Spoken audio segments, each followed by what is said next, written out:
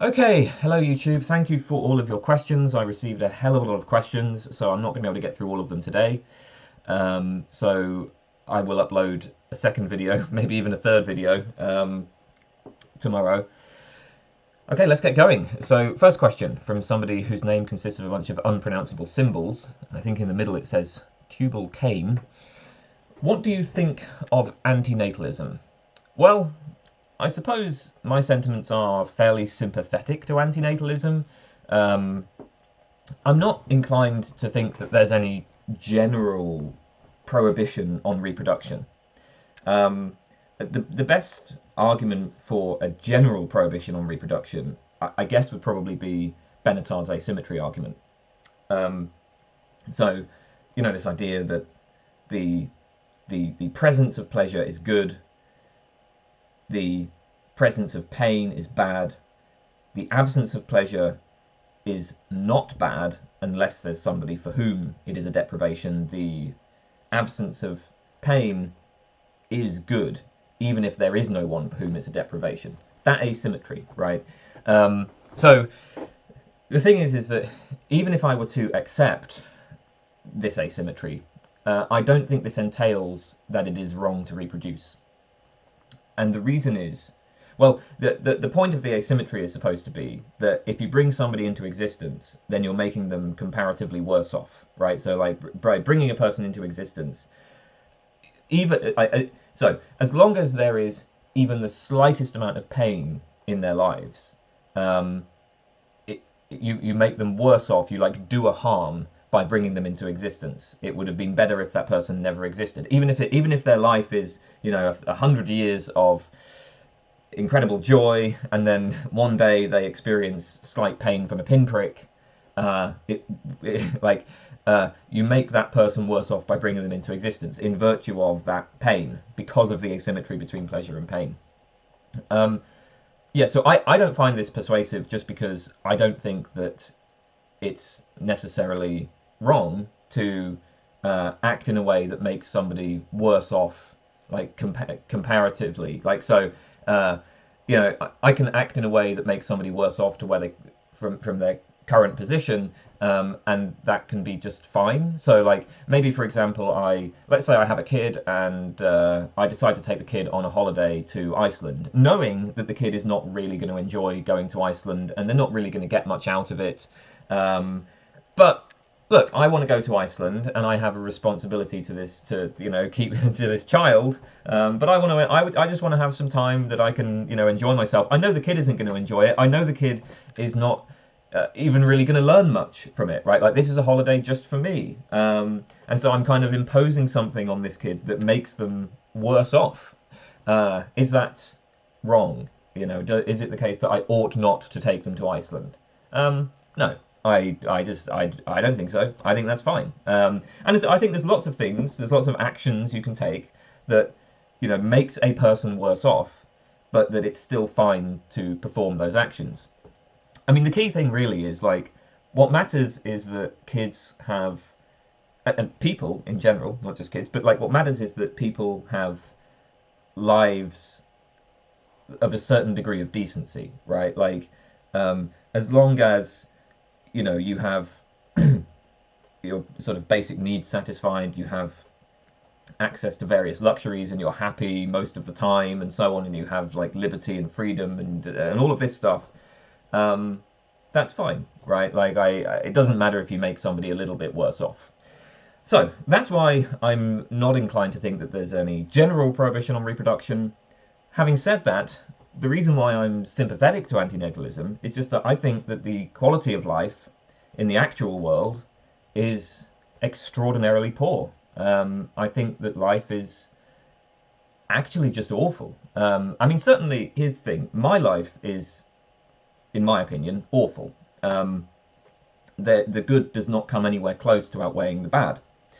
And it seems to me that I've actually been relatively lucky. You know, I mean, I managed to spend a significant portion of my life doing exactly what I wanted to do when I was doing my PhD. And my, you know, well, my degree, my MA, my PhD, right? I spent a good portion of my life just doing exactly what I wanted. And it sucked. And most people don't even get that, right? Like, I was lucky to to be able to spend a significant portion of my life doing exactly what I wanted. For most people, yeah, for most people, you're going to be forced by economic necessity to spend, 8+ hours a day grinding away in some job that just means nothing to you. And then even when you are able to pursue the projects that you want to pursue, you're probably not going to get much satisfaction out of them. Or, I mean, maybe I shouldn't say this, right? Maybe I just have, I don't know, like maybe I just have a somewhat depressive psychology or something, and I shouldn't be projecting this onto other people. But honestly, like, when I look at other people's lives, it really seems like it sucks for most of them. Like, even for people who are relatively well off, you look at like the rates of things like mental disorders, like depression and anxiety and all of this stuff, and I don't know, man. Like, I just think that life is terrible, and so there is something troubling about bringing a person into existence. That's pretty much where I stand on it. Yeah. Okay. 13th part. Why is the St. Petersburg paradox a paradox? Isn't it intuitive that given the chance, even if it's practically zero, of winning infinite money in a game, you should be willing to pay any finite money to play? I don't know what to tell you, dog. I mean, most people find that extremely counterintuitive. I'm not going to pay more than like £5 to enter into that game, because the thing is that is that I'm pretty much definitely going to lose my money, right? Like you can say, yeah, there's this chance of winning infinite money. Yeah, but I mean, I'm not going to win the infinite money, right? What's actually going to happen is that I'm going to lose all my money. So I'll put up all my life savings on to enter this game, and then I'm going to get like, 20 quid back or something. Yeah, it's I'm not doing that.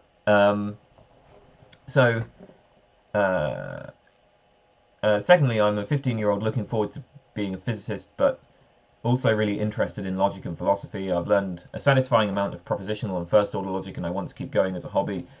I've been seeing that there are lots of branches of logic. Where should I get started?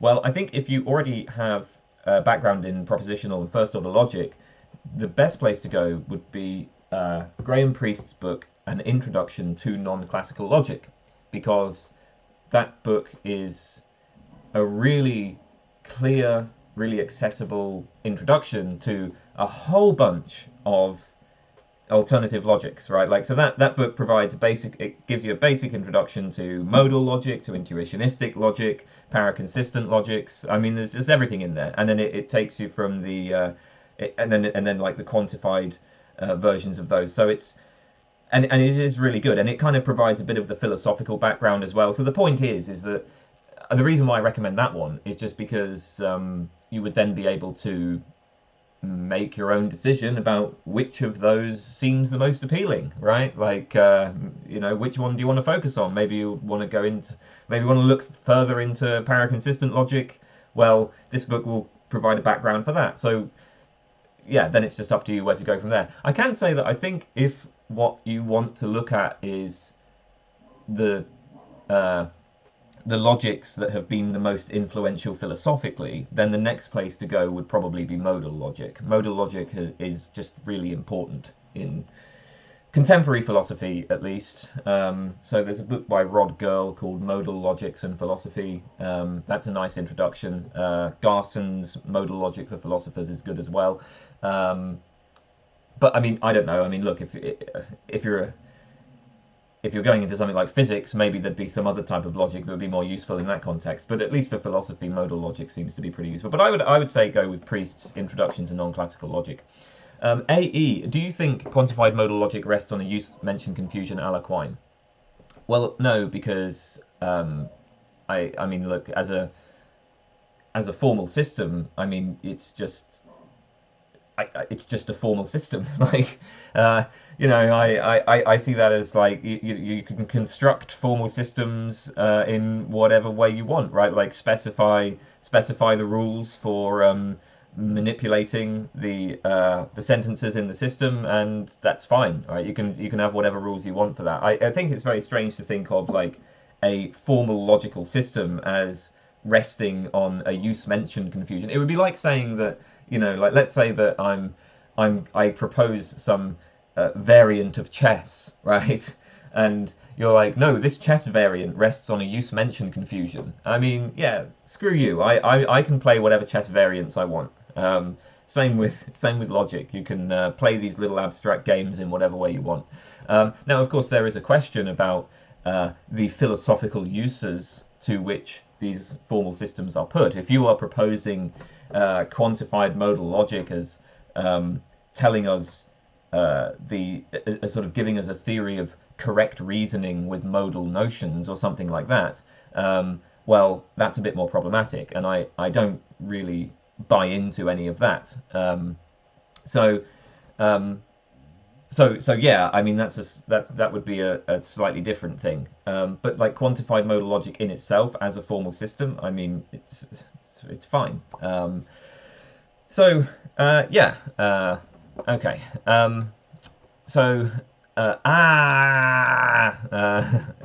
Asks for some general life advice. Do I have to read it? This is quite a long question. I'm at a turning point in my life, trapped in a triangle: society, quality of life, and having children are the three corners. So, you know, you're a successful medical school student. Rulers of the country are restricting your freedom. The economy is in a terrible state. So the options are, number one, you can work hard as a doctor, have life in Europe, provide a much better life for your child there, but then you'd be abandoning the people who raised me in my country. Option two, continue living in my troubled country and have children, but then you'd be condemning them to a really terrible existence in that country. Option three, continue living in the country without having children, but then you would end up childless at age 50, and there's nothing more pathetic than that. It's disgusting. First of all, I mean, you're talking to a dude who had surgery on his balls to ensure that he would never have children, right? That's how strongly opposed I am to having children. So obviously, I don't share your assessment that a childless life at age 50 is pathetic and disgusting. Or well, maybe it is pathetic and disgusting, but it's certainly no more pathetic and disgusting than having kids. Oh my God. You know, sometimes I feel like my life sucks. Okay, sometimes I have that feeling. I very often have that feeling, actually. So very often I'll think, oh God, man, everything's terrible. But then I remember that there's this thing that people do where they have kids. And I compare myself to people who've had kids, and I'm just like, well, damn, you know. At least I didn't do that. I mean, no matter how bad things get for me, at least I haven't had kids. At least I haven't screwed up that badly, you know. And then that makes me feel really good. I'm like, well, I'm like one of the luckiest people ever. I haven't screwed up that badly, and I never will. It is not possible for me to screw up that badly. It's not possible for me to end up having responsibility for a kid. So, oh yes. So the point is I don't agree that there's anything disgusting about being childless. As for your question about what you should do, I have absolutely no idea. I'm not really the person that you come to for this sort of advice. Yeah, I really have nothing to say about this. I mean, I just don't know, and therefore, I think I'm gonna just move on. I don't give people life advice. Okay, AC. Do mountains exist? And if so, how would you differentiate mountains from hills, ridges, buttes, plateaus, plains, and so on? Sure, mountains exist. I'm a constructivist about this. I think we can clearly construct mountains. So this is a matter of we can kind of carve up the world in such a way that it contains mountains. And I don't think that mountains are any more problematic than any other object that we might carve out of the world. Mountains are no more problematic than hands or tables or chairs or fields or trees. Now, of course, there are there are all sorts of philosophical puzzles about mountains, right? So where exactly is the boundary between, you know, like a mountain and the surrounding environment?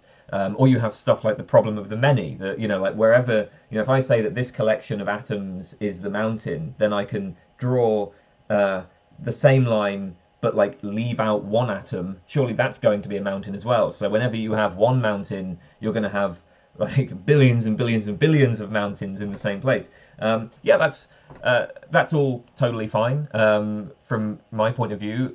When we say that, when we make a claim like there are mountains, well, it's an idealization. It's a construction. It's not that there are these like independent facts in the world. There's this independent thing out there in the world, and then we are discovering it, or that like the propositions we express are like matching this independent thing out there in the world. No, there are just, you know, we just have all of these ways of talking about the world, of talking about things, and some can be more useful than others. There's plenty of contexts in which it seems like it's useful to talk about mountains. Like when I want to describe the interesting thing that my uncle did 10 years ago, I'd say something like, my uncle summited Mount Everest. Okay, and I think that there's no further, you know, it does. So for me, there's no sort of further justification required for the existence of mountains than just that, you know, we happen to enjoy talking about them. So yes, mountains exist, but in a constructivist sense. And as for differentiating mountains from hills, ridges, plateaus, plains, well, again, there isn't a sharp distinction there. Obviously, they're going to sort of, you know, they will shade from one to the other, and then we just draw a line kind of arbitrarily. Or maybe we don't even draw a line. I mean, I think actually in practice, it's not the case that anybody really is drawing some strict line between a mountain and a hill. There are just going to be some cases where we're inclined to say, oh, yep, that's a mountain. Some cases where we're inclined to say, yep, that's a hill. And then there's going to be cases where it's sort of in between, and that's fine. Why are so many scientists obsessed with Karl Popper? What is so appealing about falsification/falsifiability? I don't know. I think this would be a question for some sort of historian or sociologist or something. But I would guess that Popper proposed a criterion of demarcation which is very simple, very intuitive, and it does seem to get at something important about science. I mean, so you know, look, scientists are going to, you know, there's a certain, like, every field has its own sort of mythology, right? And the idea that there is this thing, the scientific method, and the scientific method is what makes science so great. I think that's all part of the mythology of science. And Popper provides just a really nice sort of summary of the scientific method that kind of allows you to say, like, well, yeah, I mean, like, you know, scientists do this thing where they propose theories and then they try to falsify them. Like, scientists, unlike everybody else, right? Scientists are trying to subject their theories to severe tests. You know, to be a scientist is to try to prove your own theories wrong. You know, like, whereas everybody else is kind of dogmatic, and, you know, so like religious people, for instance, they just buy into whatever dogmas they've been taught by tradition. In science, no, that's not the case, right? Like, there's no authority given to tradition. There's no authority given to social status. Every theory is open to testing, and we're trying to show that they are false, right? Like this, I mean, this is not really how it works, right? Obviously, the reality is quite a bit different, but that's a nice little mythology, and so it's probably that, right? Like, I think Popper was one of the most famous philosophers, and he proposed a nice kind of slogan that can serve as the mythology of science. Although I'm not really sure that many scientists are actually obsessed with Karl Popper. I guess it would be more like scientists occasionally mention Karl Popper because Popper is the one of the very few philosophers of science that they know about, right? Like it's probably something more like that. Ada Faz, why did you delete your video about neckbeards? Very simple. The videos, it wasn't just one video, I had 2 videos about neckbeards. But the those videos used music. One of them used music by Derek Bailey, the other used music by the Grateful Dead. And when I monetized my channel, it became important not to have anything that could be, you know, violate the copyright rules, right? I actually, when I first uploaded those videos, I didn't really care about maintaining the channel. Like, if my channel had been deleted in virtue of violating copyright, I would have just shrugged my shoulders and moved on. But, you know, I got to a point where it was like, I actually am kind of invested in this channel, and I want it to survive. So that was why I deleted those videos. Ahmed Ragab, what is the best argument for the existence of God, and what is the worst one in your personal opinion? The best one is probably some sort of argument from religious experience, I think.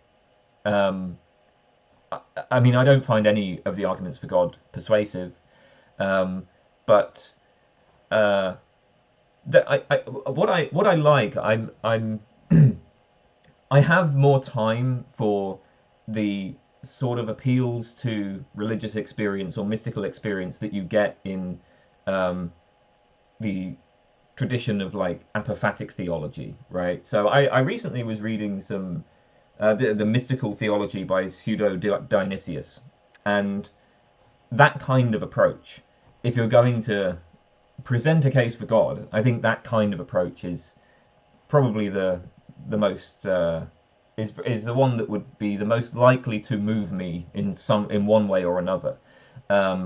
So, but then I don't really know if that's like is that kind of thing really an argument for God? I mean, like the whole point of the of this mystical tradition is that actually you do not kind of come to knowledge of God via arguments. In fact, you don't come to knowledge of God at all, right? Talk of truth and knowledge and propositions is actually something that's going to kind of distract you. That's going to keep God hidden. There's a lovely phrase in the mystical theology where he says, it's something like, you know, that there's this, you know, like the God is, what is it, enwrapped by the objects of knowledge, or it's hidden by the objects of knowledge. The idea, there's some line in there about, there's a lot of lovely language in there, but there's a line about how there are certain ways of coming to experience or just have an acquaintance with the darkness that is hidden by the light in all existent things. You know, like, so anyway, the point is I have sympathy for that kind of approach, but I'm not sure that kind of approach is really presenting arguments in the sense of like, well, here's a series of propositions leading to a conclusion. And certainly the kind of God that you end up with in, you know, the apophatic tradition it's not going to be the God of classical theism. You know, it's not going to be this omnipotent, omniscient, omnibenevolent creator of the universe. It's something a lot more strange than that. But anyway, yeah, if I had to pick a best argument, it would be something like that. As for the worst one, well, there's so many terrible ones. And I mean, there's so many arguments for God that are just stupid. I guess if I just restrict myself to the standard arguments for God that you get in philosophy, probably the moral argument, because the moral argument would first of all require me to get on board with moral realism, and I think there's almost nothing that's less plausible than moral realism. So, so it's probably oh, and of course, like I'd have to get on board with moral realism, right? And then I'd have to kind of ignore the fact that there's like a whole bunch of ways of being a moral realist that are compatible with atheism. Actually, like contemporary metaethics, the vast majority of metaethicists these days are atheists, and the majority of moral realists are atheists. So the moral argument, I think, is pretty hopeless. Okay then, why do you lean towards idealism? Some sort of idealism seems to follow from my relativist or constructivist views. So the line that I take is that facts and truth are constructed, or they are relative to perspective. So the claim that some proposition is true, the idea is that the proposition is true relative to some perspective, and there are going to be a multitude of different perspectives, and there's no perspective independent way of evaluating perspectives, or there's no perspective independent facts that can show one perspective to be superior in a like perspective independent sense, right?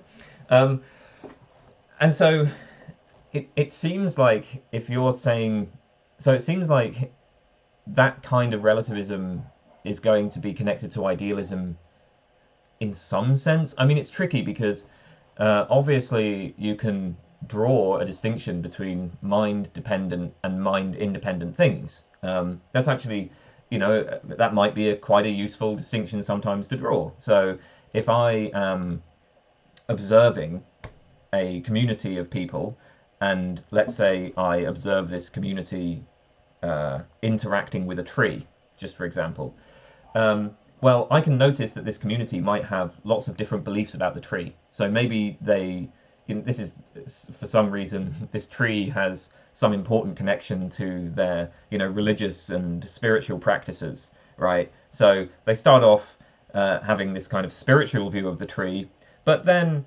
over time, maybe the community develops something more like modern science, right? They become more secular, and then they give scientific accounts of the tree. So their beliefs about the tree have changed.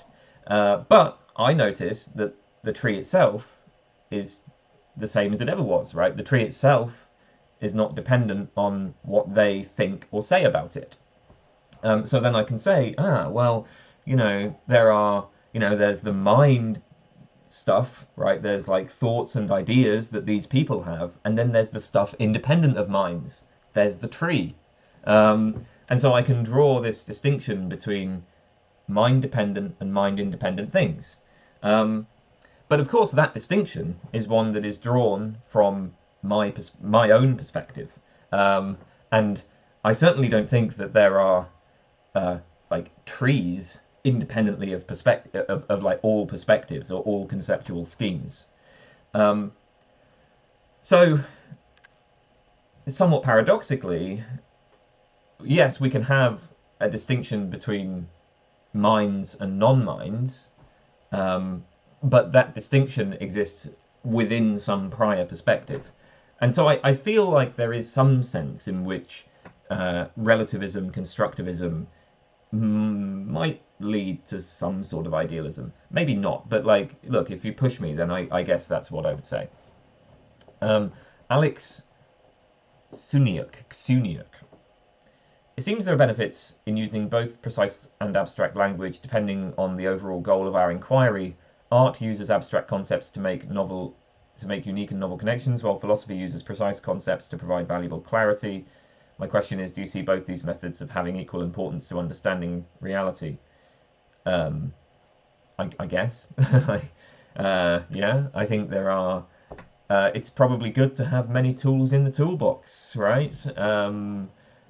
So why not? Now, when it comes to the question of understanding reality, I mean, I am, I suppose, on the more skeptical side. I mean, if we think of reality as being, the world independent of us, the objective world, then I'm very skeptical that we ever have an understanding of that. I'm skeptical that there even is such a thing. Yeah, I don't know. Maybe neither of these methods are going to get you to reality, but I mean, in terms of developing sort of theories, ideas, useful concepts, and so on, and in terms of, you know, like the ways that we have of like getting by in the world, I mean, I don't see why we would limit ourselves to any specific method or tool. So yeah, like that's it. Um, I mean, I don't know. I just don't really have anything more to say about that off the top of my head. I feel like there's probably a lot to say here, but nothing's coming to me. So, sorry. Yeah, my attitude is basically just I don't know why we would, like, why would you? I mean, why would you rule out the use of different methods? Uh, yeah. Okay. Alfred Adler. I lean towards scientific anti-realism, but the past few months I have also been getting into philosophy of biology and reading a lot of evolutionary theory, and this has made me more of a realist about natural selection. I can't imagine a world where something like natural selection doesn't occur. How can I be sure this kind of thing doesn't apply to other fields too? Maybe my anti-realism about physics is because I am not sufficiently knowledgeable. I'm an anti-realist about natural selection, and I have defended that in a video, one of my favourite videos. It didn't really get a lot of views, but I think it's one of the best videos I ever made. It's called Natural Selection, an Instrumentalist View. So if you look up Natural Selection, an Instrumentalist View, then you can find my defence of anti-realism about natural selection. The basic idea is this. So there's a kind of, let's call it like a foundational law of evolutionary theory, which is is going to be something like this. If A is fitter than B in environment E, then probably A will have more offspring than B in E, right? So that's a kind of basic summary of the law. Now, the idea is that this law is a kind of what we might call like a schematic law. It doesn't represent any particular populations. It cannot be true or false. And there are reasons to do with the analysis of fitness, right? So that when you say something like if A is fitter than B, then probably A will have more offspring than B. The question is what exactly we mean by fitness, and you know what, like, so one of the dangers, for instance, is that you could define fitness in terms of just straightforward reproductive success, but then the law becomes a tautology. So you can kind of work through these different possible ways of thinking about fitness, and I would suggest what you end up with is a picture where we have this schematic law, which is abstract and non-representational. It doesn't give you like the truth about any particular population, but the role that it plays is that we can use it to construct more specific models, and those specific models are then open to empirical testing. So from this abstract schematic law, if A is fitter than B in environment E, then probably A will have more offspring than B in E. We then construct a more specific model. So to construct a specific model, we select particular organisms, we select a particular trait, we select a particular environment, and we say something like, if moth A is darker coloured than moth B in this polluted forest, then probably moth A will have more offspring than moth B in this polluted forest. And so that's a specific selective model, and that specific model obviously is open to straightforward testing. We can just, you know, we can then like go and look at the reproductive success of these different populations of moths, right? So the point is we have a schematic law which isn't really even true or false. It's more like a tool to construct selective models.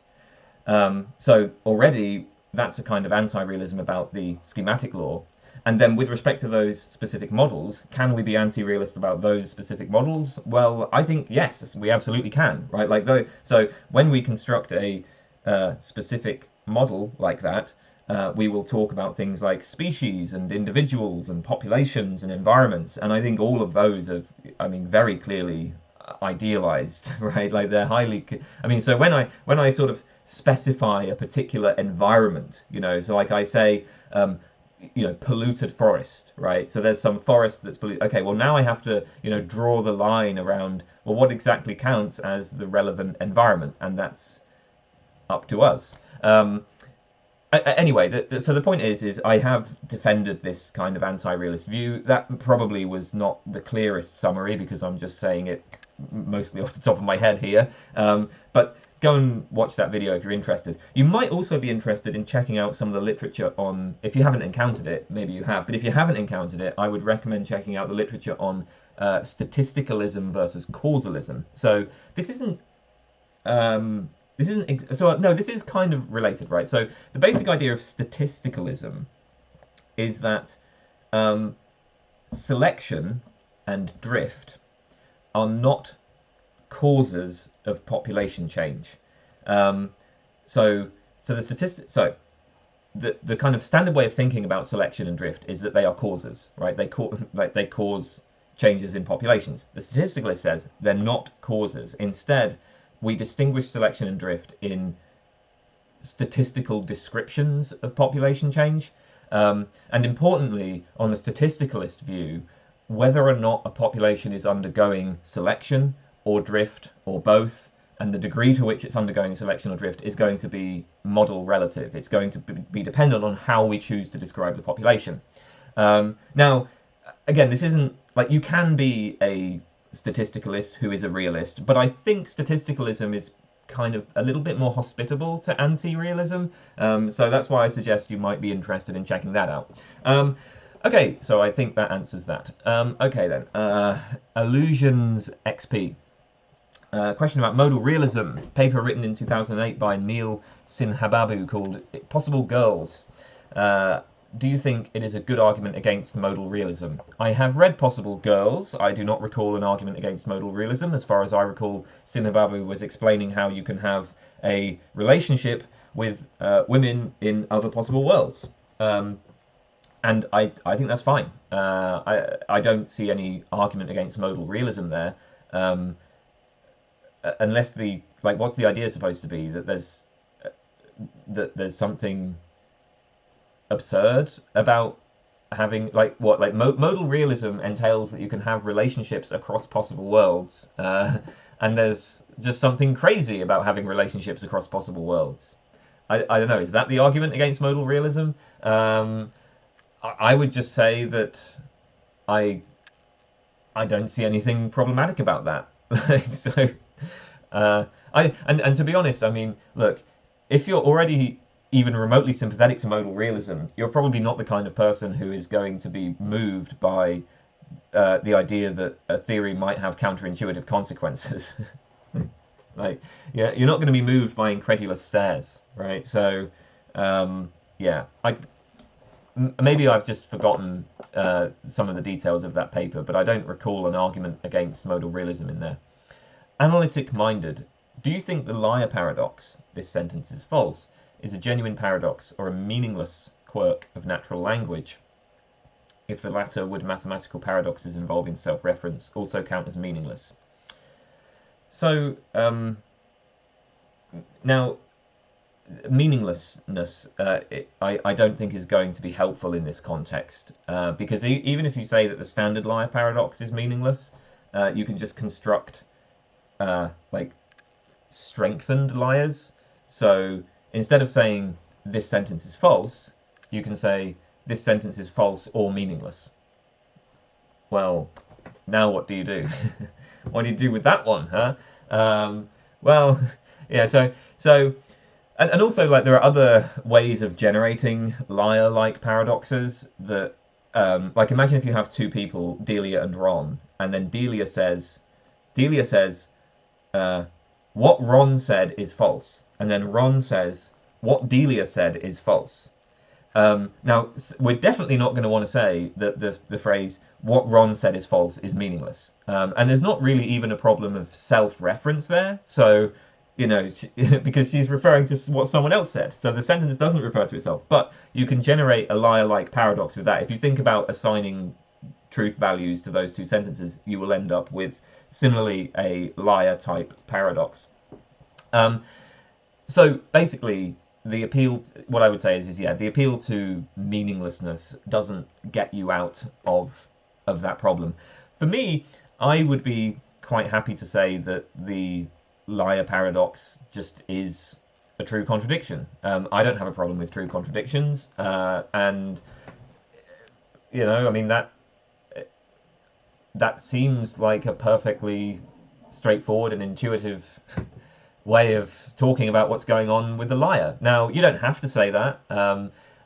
If you want to use language in a way that banishes contradictions, you can totally do that, right? There are alternatives, but I'm quite happy to just say, okay, if you have a language that has a truth predicate and that has the capacity for self-reference, then you just get true contradictions in these liar type cases as a result.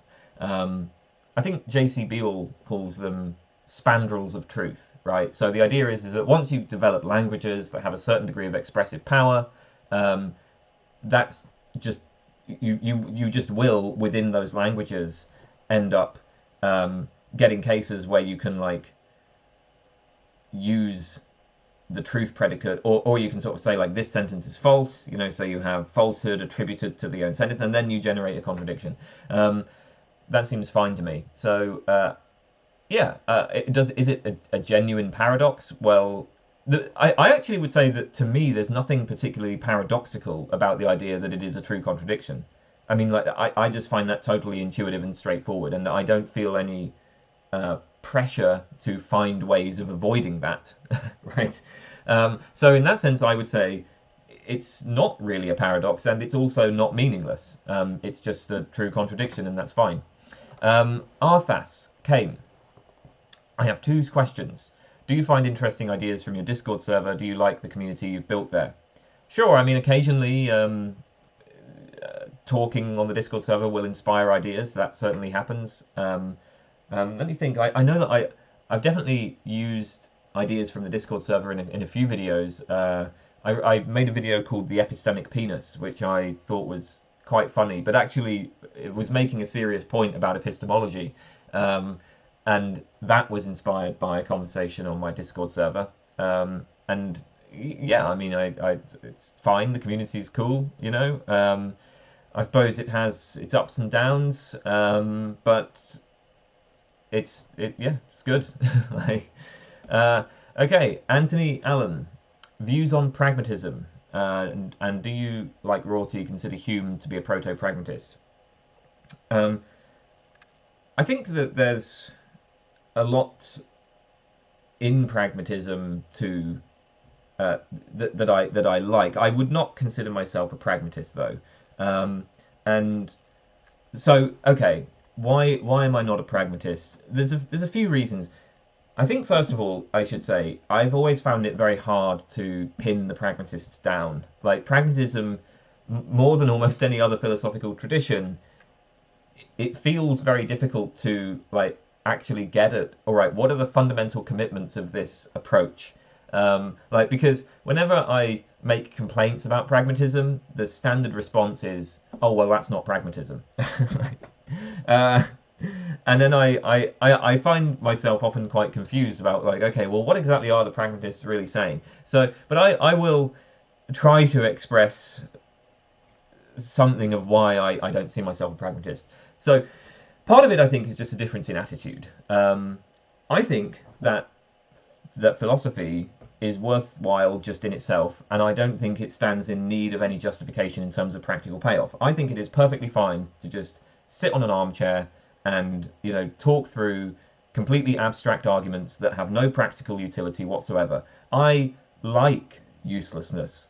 I like impracticality. That is one of the things in life, actually one of the very few things in life that is valuable and that makes life fun. I mean, it's kind of like art, right? Like, art can have practical uses. You can use art as part of political activism. You can use art to try to make a change in the world, or you can use art to communicate important ideas, or you can use art to you know, to try to reveal truths about human nature and all of this stuff. So there's roles that art can play, and I mean certainly when you think about things like you know, artistic developments, like the development of perspective in art. I mean, you know, this has had important influences on other disciplines. So art can be pragmatic, but it doesn't have to be. And I think it would be, it just strikes me as incredibly shallow, right? If somebody, you know, if you were to imagine like a pragmatist about art, right? Somebody who just, who insists that like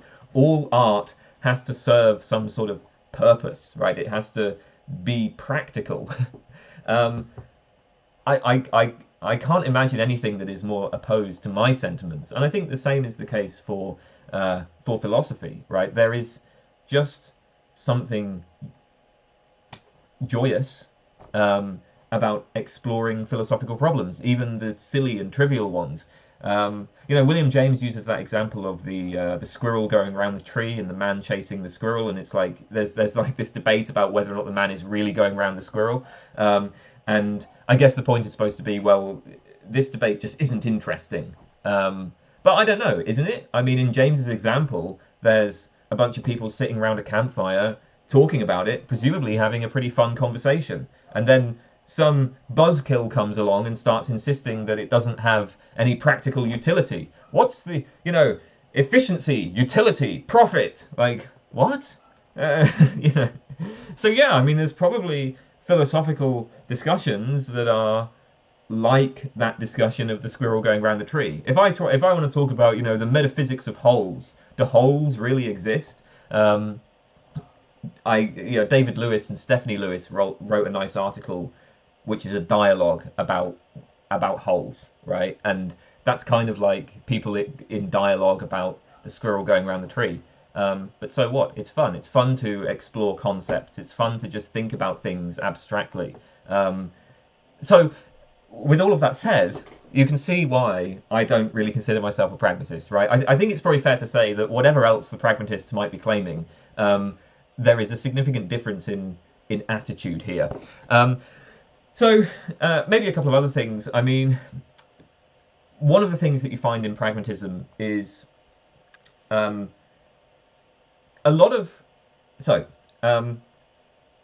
there's a kind of inference that is quite popular, certainly in, you know, the context of like the realism, anti-realism debate, or when we're, you know, in epistemology, which is a kind of success to truth inference. So I think a lot of people have this idea that if a theory is successful in some way, then that entails that the theory is true. We can kind of infer from the success of a theory to its truth. And that's the sort of move that a realist will make.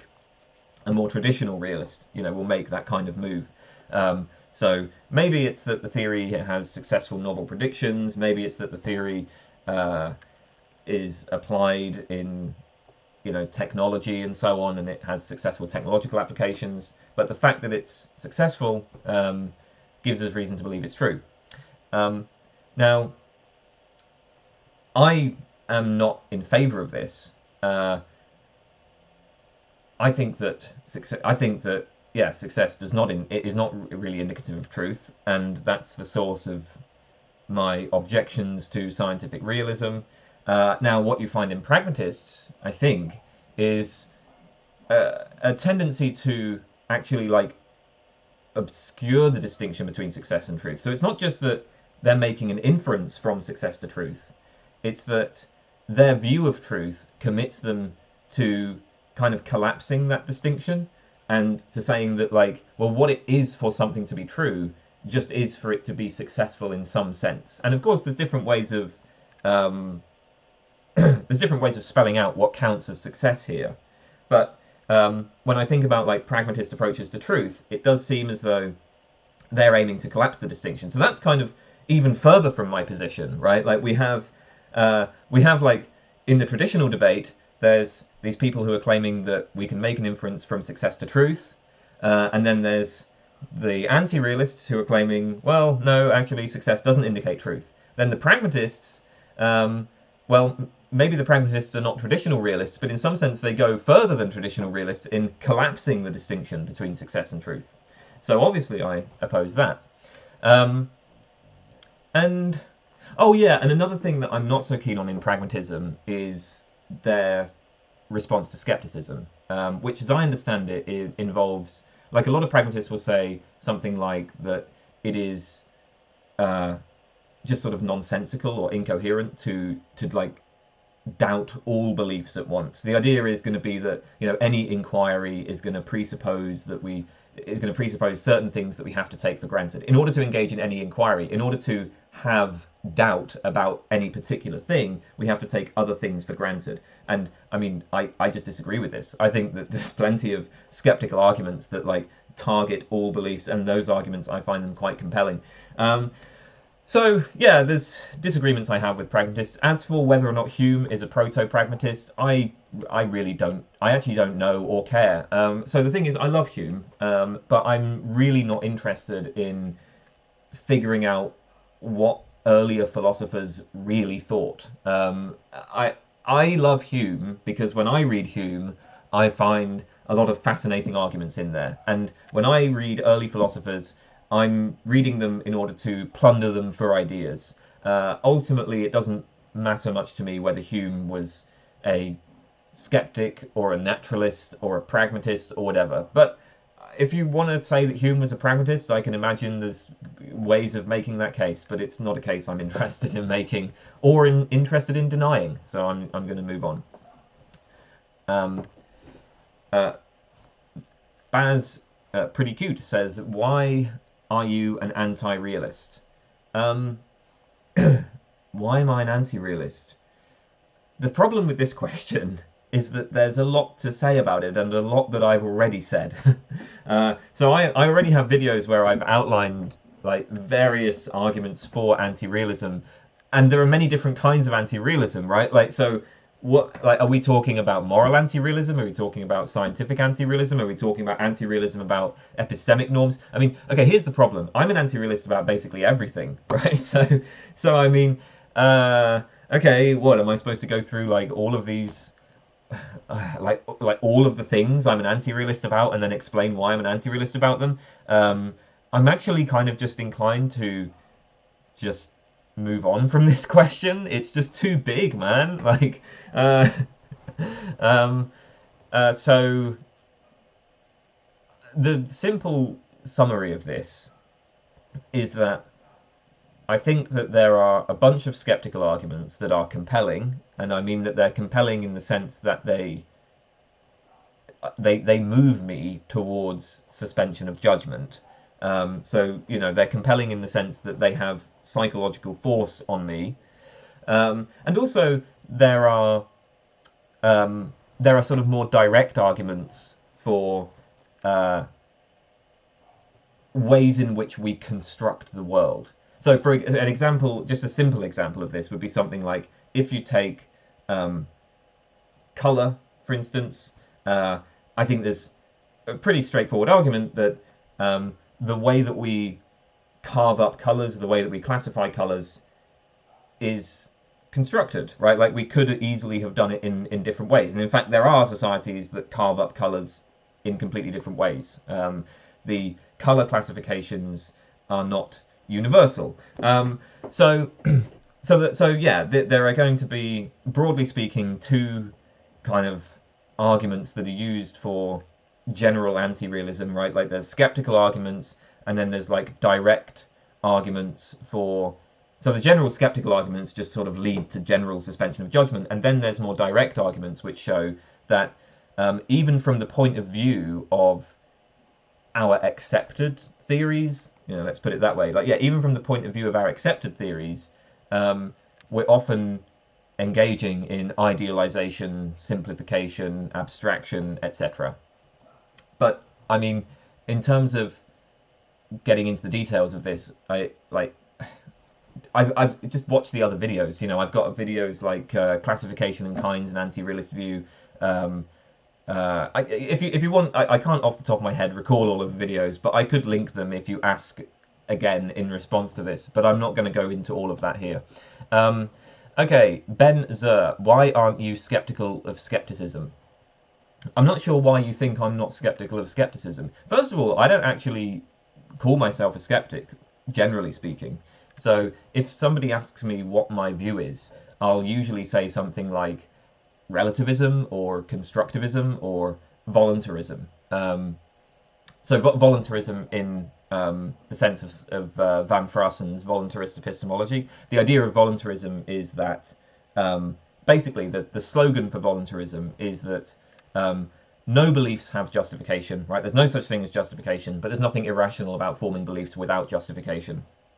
So I take skepticism to be global suspension of judgment. So you're giving up all beliefs. And I do not claim to give up all beliefs. No,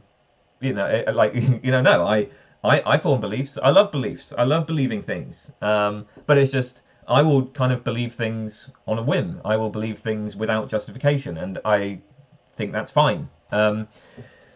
So I mean, yeah, I don't know why you would think I'm not skeptical of skepticism.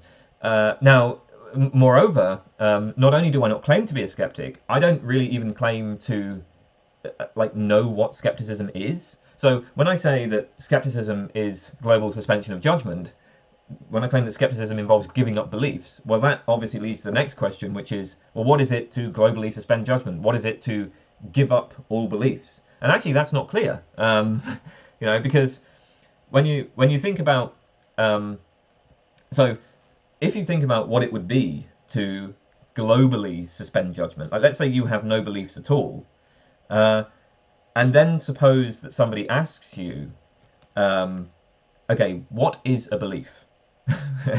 Or they ask you a question like, are you a skeptic? Well, if you have suspended judgment about everything, what are you going to say?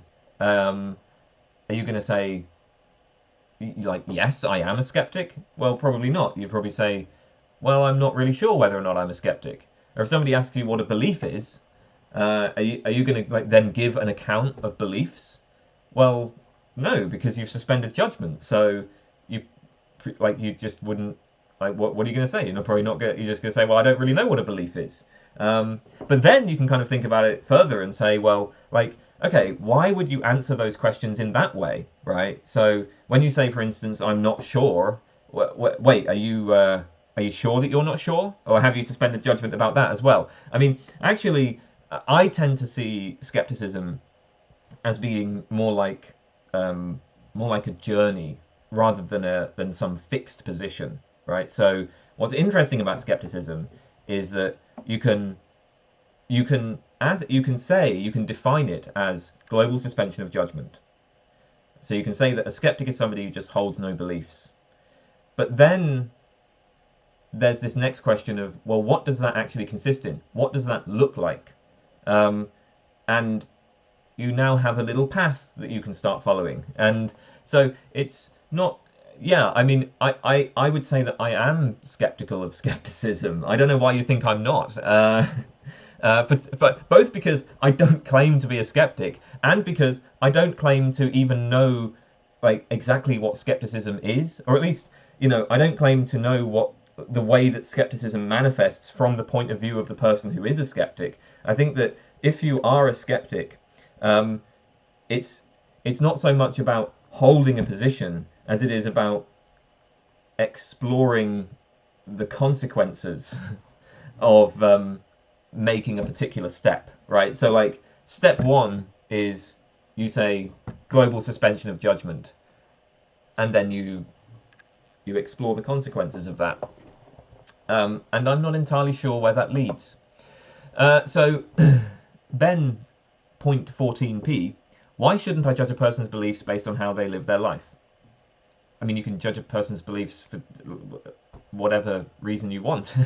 Well, I don't have a problem with that. I would say if you want an argument against doing that, then one obvious argument that strikes me is that there doesn't seem to be that much of a connection between a person's philosophical beliefs, at least, and the kind of life that they live. So if you take modal realism, for example, you can find modal realists who are happy, you can find modal realists who are miserable, You can find modal realists who, are very conscientious and hardworking. You can find modal realists who are, lazy and wild and bohemian. I mean, so there's something. I think one of the things that's a bit strange about like judging beliefs based on how a person lives their life is that there seems to be a very weak correlation. So it would be a bit strange to say like, well, look, this person has got a really good life.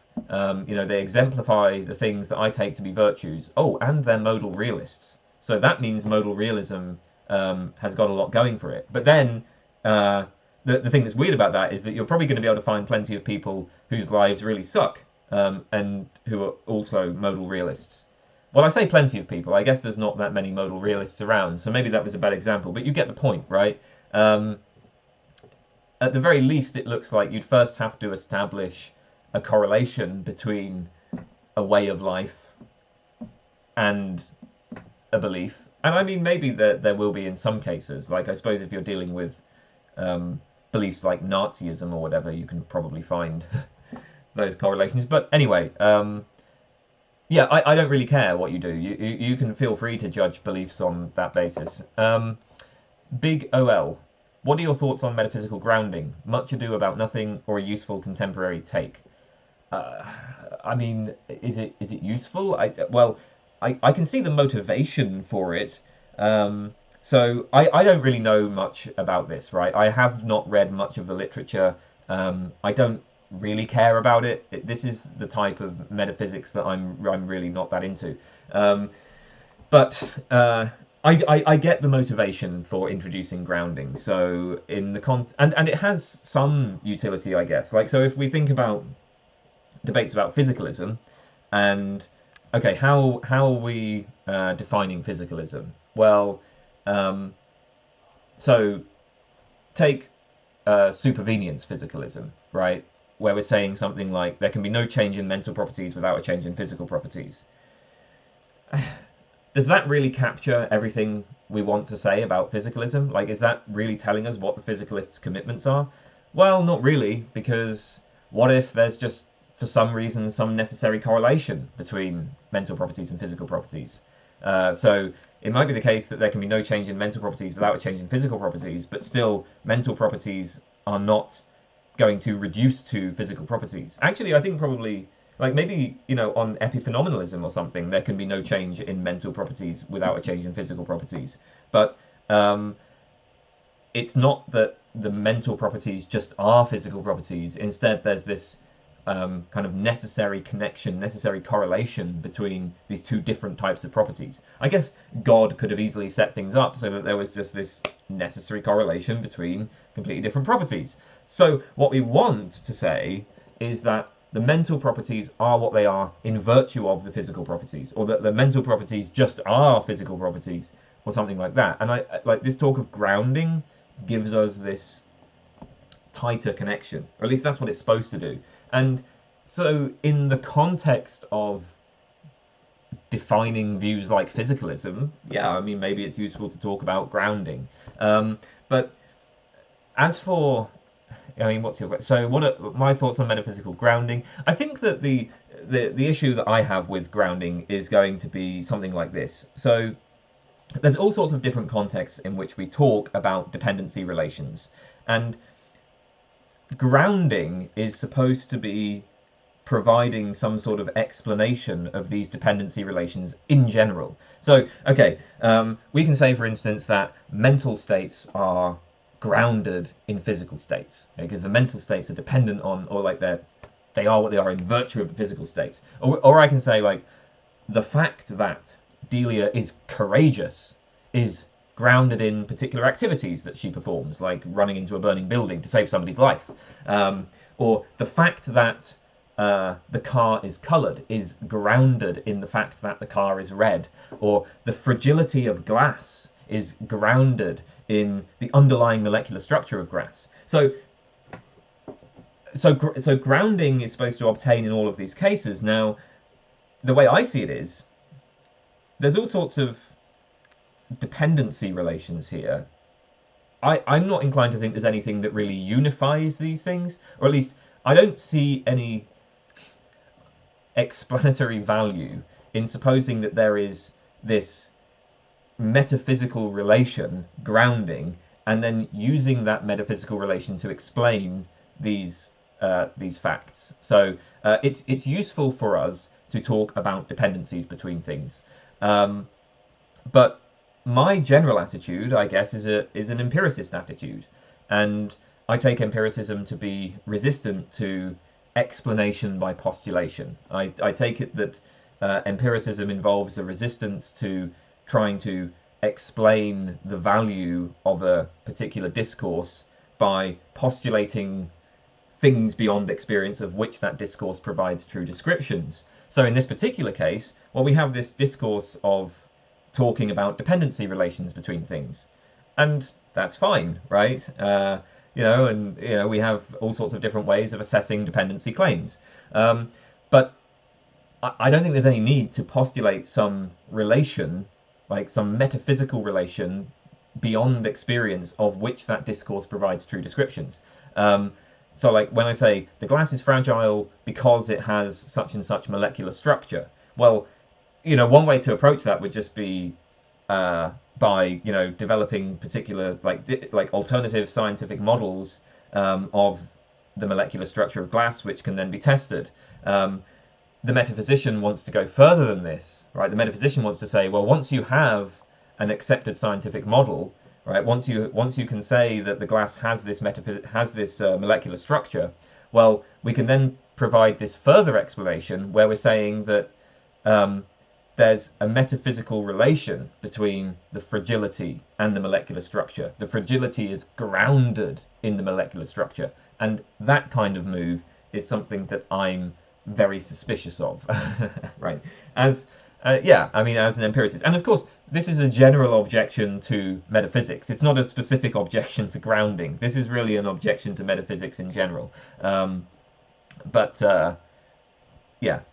guess that's where I stand on it, okay? Björn Alvinge, what is your answer to Kierkegaard's normative question on why one should be moral? As an anti-realist, could you explain why morals make claims on us? I'm just not troubled by this question. So I'm not really inclined to give an answer to it. I'm more inclined to dismiss the question. When I make moral judgments, there are all sorts of considerations that I might have in mind. So I can think about... So I care about other people, right? I just have, some sort of sympathy or empathy for other people. If somebody doesn't have any sympathy or empathy for others, if somebody is, just a straight-up sociopath, then maybe there's nothing I can say to them to convince them that they should care about the welfare of others. Or, but there might be, right? Like, so, okay, when I think about what I ought to do, then I'm going to consider the welfare of other people because I just happen to care about that. That is just a basic feature of my psychology, right? I do not like seeing other people suffer. I don't like seeing other people in pain. So I care about their welfare. And then there are other things I care about as well. I also will think about, just prudentially, well, if I perform a particular action, then maybe I will get punished for it in some way, right? Maybe it breaks the law. I don't want to get punished. Or I can think about, what sort of rules would maximize my self-interest if everybody followed them.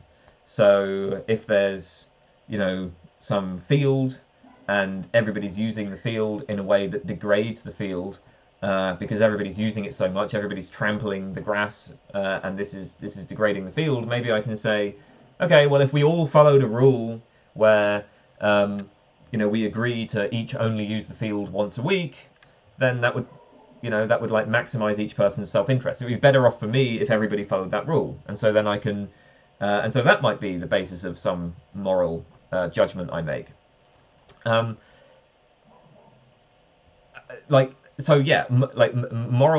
for me, moral language is just this like useful tool for expressing various feelings, emotions, practical considerations, means-end reasoning. Sometimes I'm going to have concern for others. Sometimes I'm going to be thinking more in prudential terms. So there isn't really this strict distinction between the moral domain and other domains. There are just various ways of thinking about my actions, and I suppose that when I make judgments which are judgments about how everybody ought to behave, then I would be inclined to call that a moral judgment. But the point of all of this is I don't really care about answering some abstract question, why ought we be moral? Maybe there just is no answer to it. Maybe there is nothing that can be said to somebody whose values are fundamentally different from mine. And that's fine. I just have to hope that there are not too many people like that. And as it happens, it seems like it's pretty rare for there to be people who genuinely enjoy imposing pain and suffering on others, for example, right? So yeah, okay, right, I got lucky. As it happens, the world does not contain too many people like that. And that's it. So I don't have an answer to that question. I don't care about that question. And I don't care to explain why morals make claims on us. I think that it's more just that most people, because of their psychologies and because of being inculcated into particular social values and because of being brought up with a particular language, most people just will make moral judgments. And there's nothing more I would say about it. Bob Tom, I have 3 questions. What is your opinion on international cooperation between nations and organisations like the UN? Will the rise of supranational organisations like the EU and ASEAN be the norm in the world of the future? And if this is the case, would this be of benefit to humanity? Well, to give you a bit of background about how much I know about this topic, I have no idea what ASEAN is. I have never really thought about this question, so my initial reaction is I have no faith whatsoever in the idea of world government. I see no particular reason why a world government would be more likely to be benevolent than any other kind of government. So would it benefit humanity? I mean, look, I suppose insofar as the world just is becoming globalized, right? Like, so we're in a position now where companies, for instance, are multinational, and I guess it makes sense that we would then have multinational government.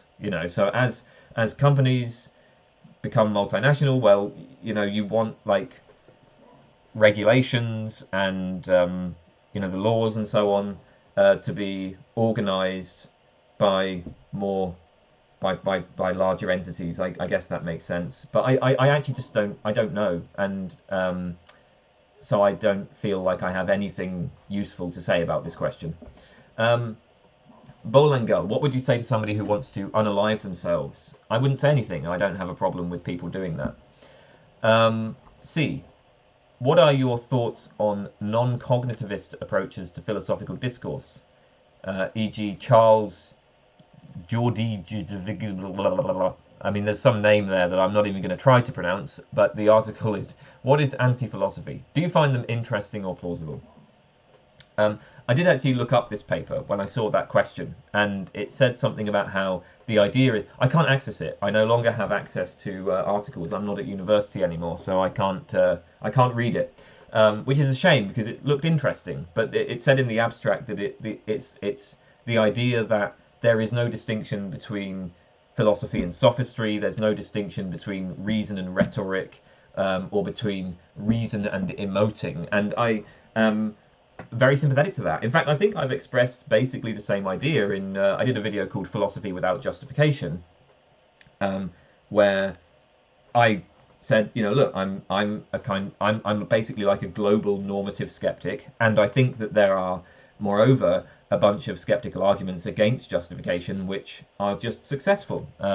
So when we talk about what it is to have a good reason for our beliefs, well, really that's just going to amount to like a kind of judgment of approval for the way that somebody has arrived at their beliefs. So I'm quite sympathetic to this sort of more expressivist take.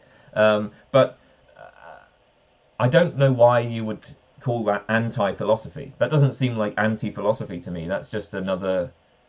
I mean, why is it anti-philosophy? So what if... are we saying that if you are...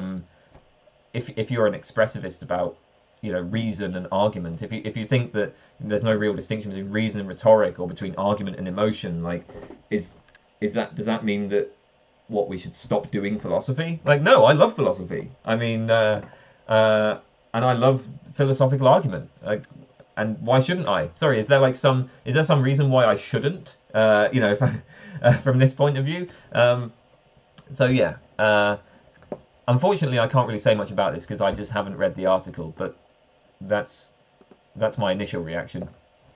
What is or should be the concept of rationality? So when I think about rationality, or when I try to, if I was to try to summarize the way that I take other people to think about rationality, it would be the idea that beliefs and actions have to be based on good reasons. So like, take beliefs, right? Clearly, human beings engage in this process of making inferences from one proposition to another, or you know, from one belief to another, right? We're able to, you know, we can do that, right? Like, we're able to think through different beliefs and we make inferences from one to the other, and then rationality would be a matter of making good inferences. Now, there are many ways of spelling out what counts as a good inference or a good reason. So if you say that like, a rational person bases their beliefs on good reasons, there are going to be a whole bunch of different ways of spelling out what counts as a good reason. So like, an internalist will spell it out by appealing to you know, evidence or considerations that the person in question is actually able to access and produce.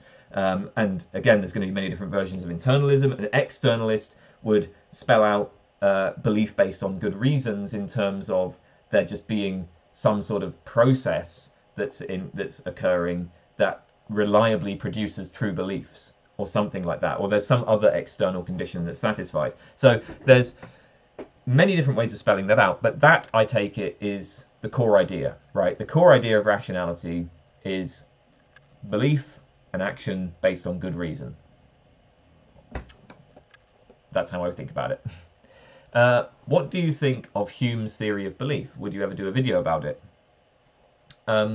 Hume's theory... first of all, I think I already have done a video about it, because I have a video on Hume's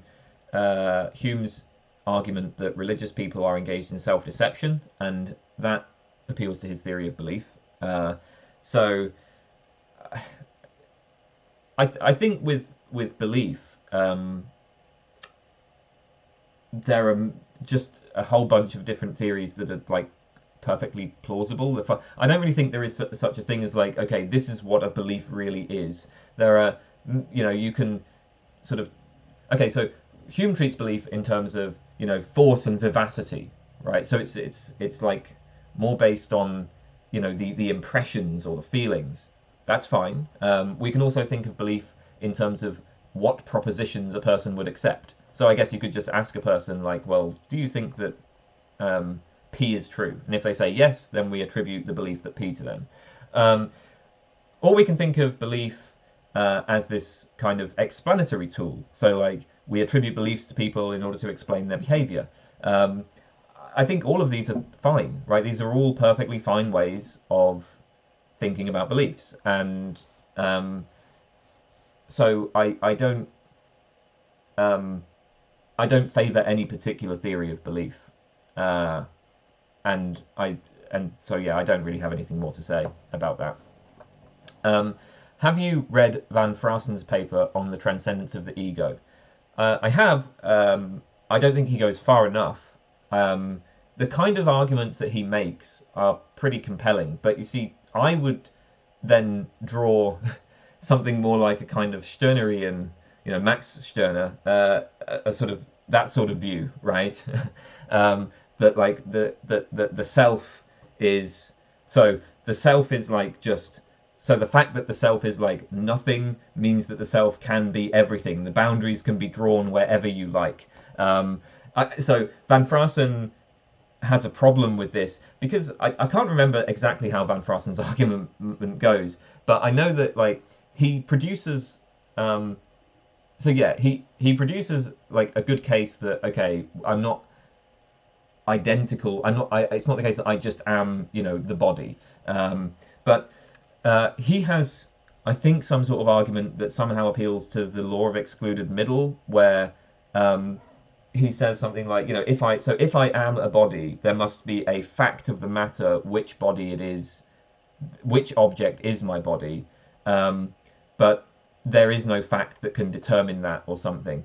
I actually I don't see why excluded middle should hold even when it comes to objects, just standard physical objects. But the basic point that there are no facts that settle what it is I am, yes, that's fine. Because the boundaries can be drawn just wherever I like. I'm nothing, I'm everything, I'm whatever I want in between. Yeah. So again, this isn't a very good answer. I'm sorry. It's a long time ago since I read that paper, so I don't really remember the argument, and I can't really say anything, therefore, interesting about it. But as I recall, I like Van Frassen's arguments, but I think he gets mystified by those rules of logic that he loves so much. And if only he could, see beyond that, I think you would end up with something more like Max Stirner's view of the self. What is your favourite skeptical argument? Probably Hume's vertical argument against reason, just in terms of the force that it has on my own beliefs and attitudes. I find that to be the most powerful philosophical tool for inducing the skeptical fog. Why exactly do philosophical theories seem to be irrefutable by empirical evidence? Because they're not empirical theories. Like they're not even trying to be empirical theories, so it's not surprising that they're not refuted by empirical evidence. Yeah, I'm not really sure what else to say about that. Okay, somebody with I don't know, is that it's not English. I don't know how to pronounce that name. What are your favourite movies and fiction books? Well, I don't read fiction books because I just don't have time. I spend all my time reading philosophy and related things. And when I'm trying to enjoy myself in my free time, I'm therefore not in the mood to do reading. Yeah. So I don't read fiction books. Nothing against fiction, I just don't have time. As for movies, 2001: A Space Odyssey, Della Morte Della More, Texas Chainsaw Massacre, Wallace and Gromit: The Wrong Trousers, Romeo and Juliet, anything by Werner Herzog. Well, I say anything, maybe not his recent movies, but he's done a lot of great movies. Fata Morgana, Fitzcarraldo, Aguirre, Wrath of God, Lessons of Darkness, Wild Blue Yonder. I love a lot of his stuff. The Last Wave, Peter Weir's Last Wave, and lots of other stuff by Peter Weir as well, actually. Peter Weir's good in general. Yeah, okay, I off the top of my head, those are some movies I like. Carlos Rodriguez, is meritocracy a myth? I like what Jarvis Cocker says about this. They say the cream cannot help but always rise to the top. I say shit floats. And so that's what I think about meritocracy. CJ, how much music theory do you know? Have you ever played any instrument? These days, I don't really know anything about music theory. There was a period of time in my life where I did learn a bit about it in my teenage years, and I have played instruments during that time as well. I played guitar for a bit, but I have problems with my wrists, and that I couldn't keep up the guitar. I got like really bad repetitive strain injury. In my family, the men, for some reason, just have issues with their wrists. And although you can't see any visible problem right now, as I get older, it is very likely that my hands will start to kind of claw become claws like this. Both my dad and my granddad, and I believe his my granddad's granddad had the same problem, that you get like very susceptible to repetitive strain injury, and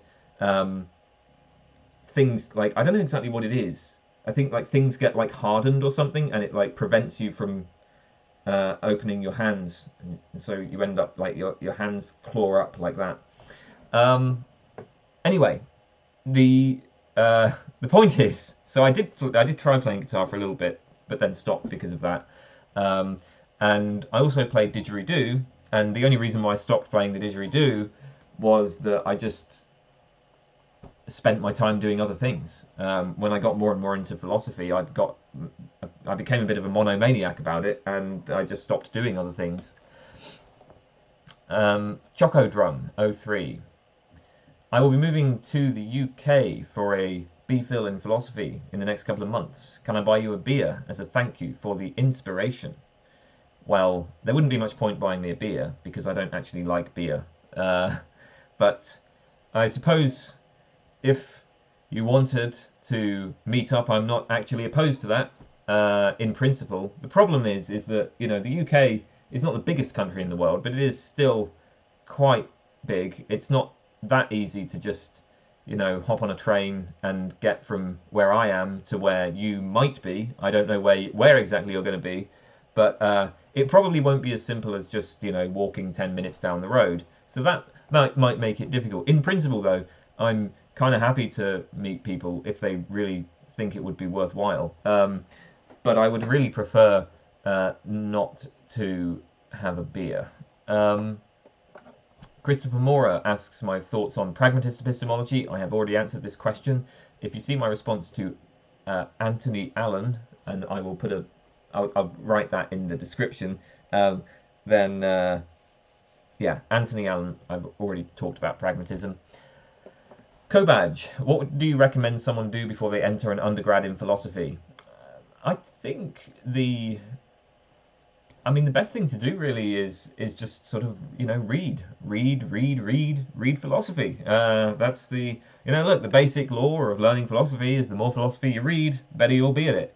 And so, and you should continue to do that as an undergrad.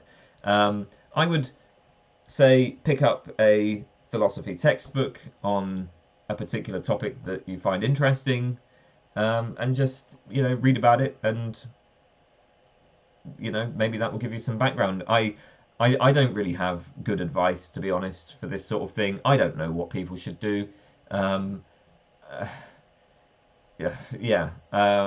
You'll probably be able to get better instruction from the people who are actually teaching you philosophy as an undergrad. So I just, yeah. D1, could you please work on improving your self-introduction when invited onto other channels? I believe that with practice and, more importantly, a more positive mindset in this regard, you can introduce yourself confidently. Nah, I'm not going to do that. I'm happy with the way that I introduce myself, even though I'm terrible at it. So it's probably not going to improve. So, yeah. Look, I don't care. Who cares about introductions? They don't matter, right? If you care about introductions, then you suck. I've always been opposed to introductions and conclusions, okay? We shouldn't have them. They should be eliminated. So I'm not playing the introduction game, okay? I refuse to do it well. It shouldn't exist. You should just get straight to the point. That's the problem with introductions, okay? Like, this... Who the hell cares? Just get to the point, right? But for some reason, everybody has to play this stupid game where we give introductions. And so if I'm going to be forced to play the introduction game, then I am not going to play it well, right? I'm going to overturn the chessboard. I'm going to take a shit on the draft pieces, right? I'm going to screw it up if I'm forced to play this stupid game. So that's my position on introductions. So no, I will not be improving it. It is going to continue to suck for as long as I have to play that game. Right, Daniel M. What do you think about the deprivation account in the discussion about the badness of death?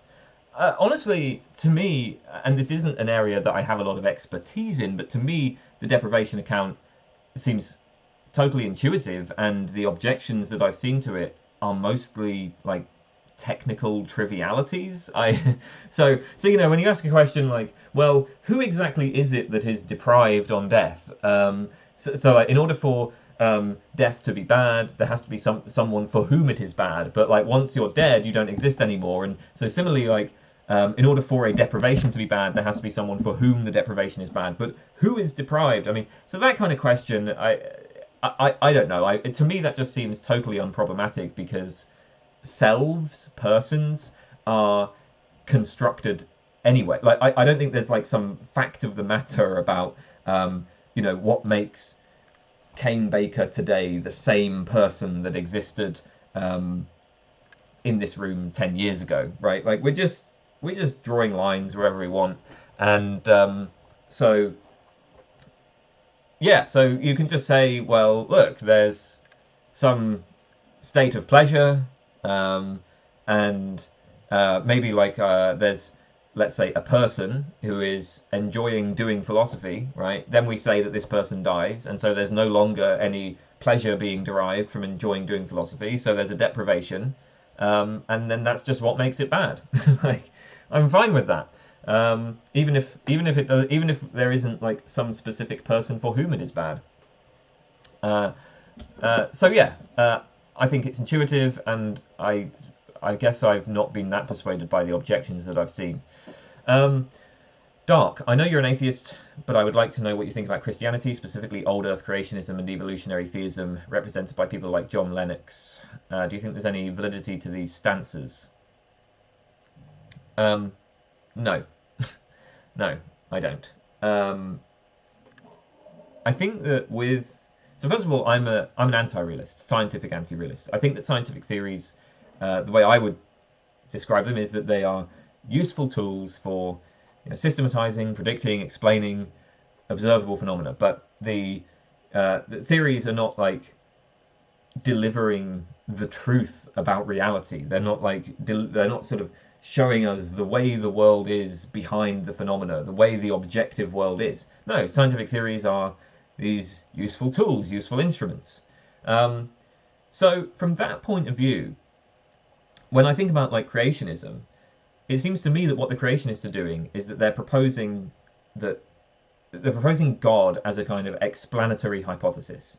Now, first of all, I think that hypothesis fails just on scientific terms. I just don't think there's any motivation empirically for introducing God into our models. So the kind of purely secular account of the purely naturalistic account of evolution, I think, is perfectly fine. Of course, there are things we don't yet know. So we can say like, well, what about the origin of life? It's true that postulating God can explain the origin of life, right? Like, maybe we do not yet have, so we don't yet have a complete naturalistic explanation of the origin of life, and postulating God will give an explanation in the sense that yes, God could have been responsible for producing life, or God could be responsible for all sorts of things like directing evolution, whatever. But so in that sense, God gives us an explanation, but it's just not a very good explanation. It's not an explanation that seems to me to sort of meet the kind of standards to which we hold scientific models. It's just a hypothesis. And so, okay, there are things that aren't explained on the naturalistic approach, but maybe that doesn't rule out the possibility of constructing models in the future that do explain them. And anyway, the more important point is, I don't think that the God hypothesis is like scientifically respectable. It doesn't seem to me to meet the standards that we would expect of a scientific explanation. But here's the more important point. Even if it did, I still wouldn't take that to give us any reason to believe that God actually exists. Because, again, as an anti-realist, I think that scientific theories are useful tools for systematizing, predicting what we observe. And so when we talk about electrons, for instance, or when we talk about, you know, genes and things like that, I don't believe that there really are electrons and genes. These are just sort of useful postulates. They are postulates that play a role in these theories that serve as useful instruments for accommodating the observable phenomena. And so if it were the case that somebody came up with a scientific model that postulated God, well, it would be the same for God, right? Like it would, from an anti-realist point of view, even if God was some part of the best scientific model that we have for understanding the history of life, that wouldn't give us any reason to believe that God actually exists. Okay, Darwin 27. Is there anything you changed your mind on in the past few months? And do you, as a moral anti-realist, think we should put people in prison and other forms of punishment? I don't know if I changed my mind on anything in the last few months. I don't recall changing my mind on anything major in the last few months. But I also don't really keep track of that. I'm not someone who thinks much about my past. But past few months, I mean, I don't think I've had any major shifts. As for moral anti-realism, well, and putting people in prison, moral anti-realism doesn't entail anything about this. So, you know, what the moral anti-realist is claiming is that there are no stance-independent moral facts. Now, the question of whether we should put people in prison or whether we should punish people, I mean, that's just a sort of first-order moral question, right? Like, I could say that people who commit crimes ought to be punished. And then I could interpret that as describing a stance-independent moral fact, so that would be a realist interpretation, or I could interpret that as just an expression of my values, right? Like, so I just approve of punishing people who commit crimes.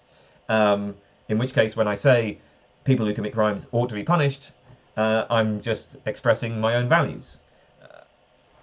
So both realists and anti-realists can make the judgment that people should be put in prison. I'm not really much, as it happens, I'm not really in favour of imprisonment in general. I think certainly I think imprisonment is used far too liberally. Like I would, if I would imprison people at all, I would only imprison people who commit like serious violent crimes, or when there's some sort of serious threat to other people's, lives and safety.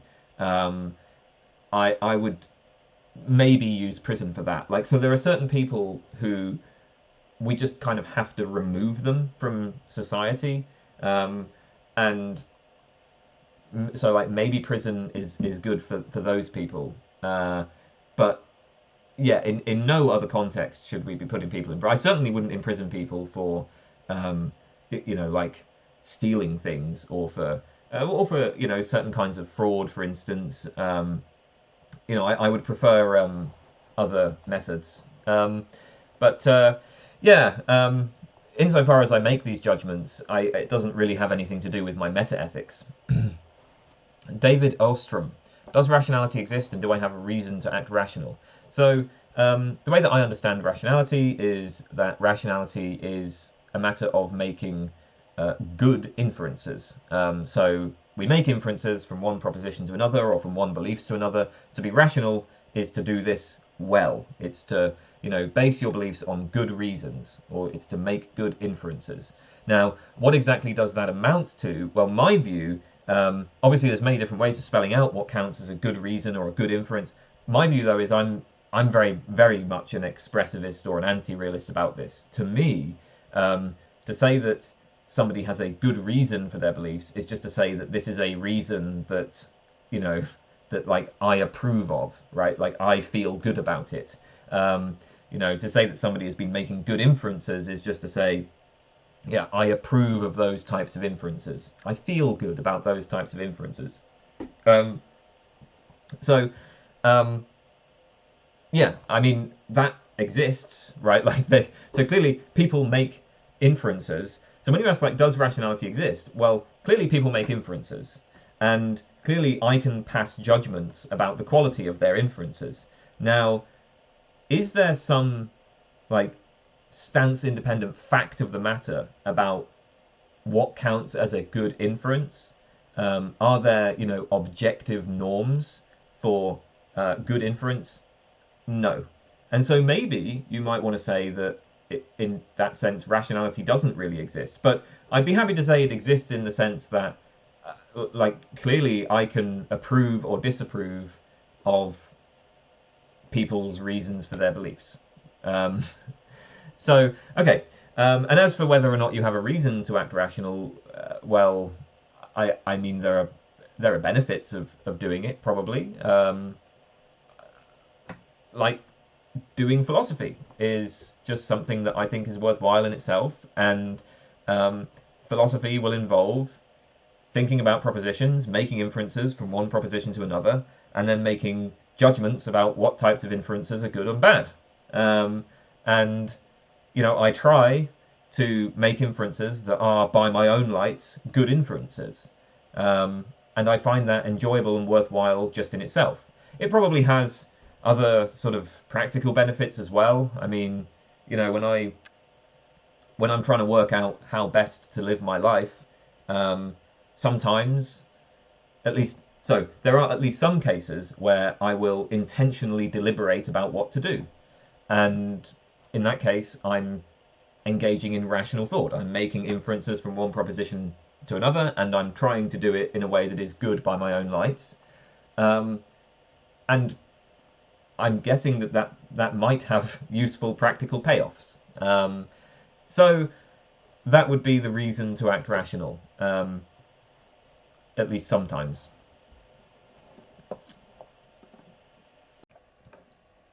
Okay, Dominic, how does one get into philosophy of science without a science background? So it's going to depend on what counts as a science background. I mean, you need to have some understanding of science, right?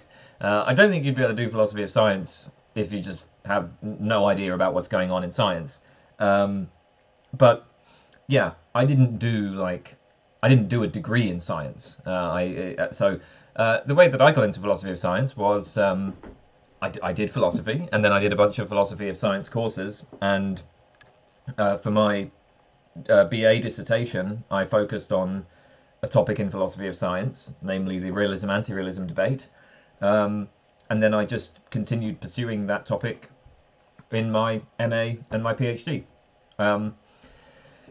There are certain areas in philosophy of science that I think would require a much more sophisticated and detailed knowledge of the sciences. Like, there are topics in philosophy of science that I think really would require a science background, where you basically do need a degree in the relevant science to deal with those topics. But when it comes to debates about, like, I don't know, so if you think about, realism versus anti-realism, that's not so, like, dependent on the specific details of some contemporary scientific debate. So the arguments in the case of realism versus anti-realism, these are things like the pessimistic induction argument, where, we look at changes in science over history, right? So you might look at, like, the history of science, and like what theories were accepted and rejected over time, or underdetermination arguments, for instance, which aren't, like, again, the underdetermination argument doesn't appeal to specific features of contemporary debates, and so there are lots of questions in philosophy of science that are like this, that that aren't sort of going to require really detailed knowledge of the sort that you would get from doing a degree in science. So I think that's pretty much the answer to that, right? That was my path. My path into philosophy of science was just, well, I started writing stuff about philosophy of science, and apparently I wrote it pretty well because I got very good marks, and then that was sufficient to support my applications to do an MA and then a PhD. So yeah. Edu Dam, do you have any interest in political philosophy or social commentary? Not that much. A little bit, but not much. It's not my main interest. What is your main attitude towards everything that's happening all around the world and where it's going? I'm pretty pessimistic. If I had to bet on this, I think that there's two ways that I see the world developing over the next century. Option number one is that civilization will collapse. I wouldn't be surprised if that happens. So it seems like there are a lot of very serious problems converging at around the same sort of time. You know, climate change, ocean acidification, biodiversity loss, topsoil depletion, pollution, right? Like all of there's a lot of big issues that we're going to be facing over the next few decades. And so that makes me think, okay, well, it might just become, we might just get in a position where it's just not possible anymore to sustain the population that we currently have. You know, I can see a world where, you know, we run out of resources, where we've just screwed the environment so badly that we can't really like grow food, or we're, you know, like access to clean water becomes very, very limited. You know, this is a world where living standards decline quite precipitously. So that's one possibility. Now, of course, you know, maybe we'll solve these problems. And technology can always throw surprises at you. But I think if we do solve those problems, the likely outcome will be a kind of techno-dystopia, right?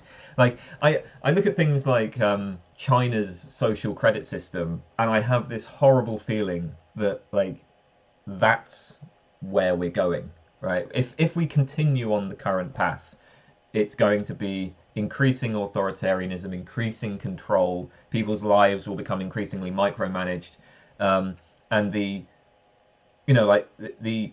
thing is that, like, big data and AI and so on, these tools provide a great deal of power with respect to social manipulation.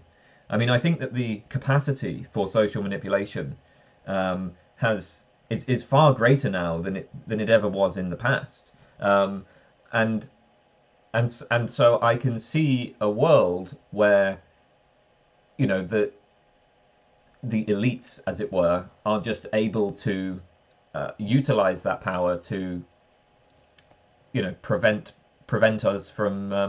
ordinary people from, you know, protesting and making changes. So yeah, I mean, I can see a sort of authoritarian, very unpleasant society being created.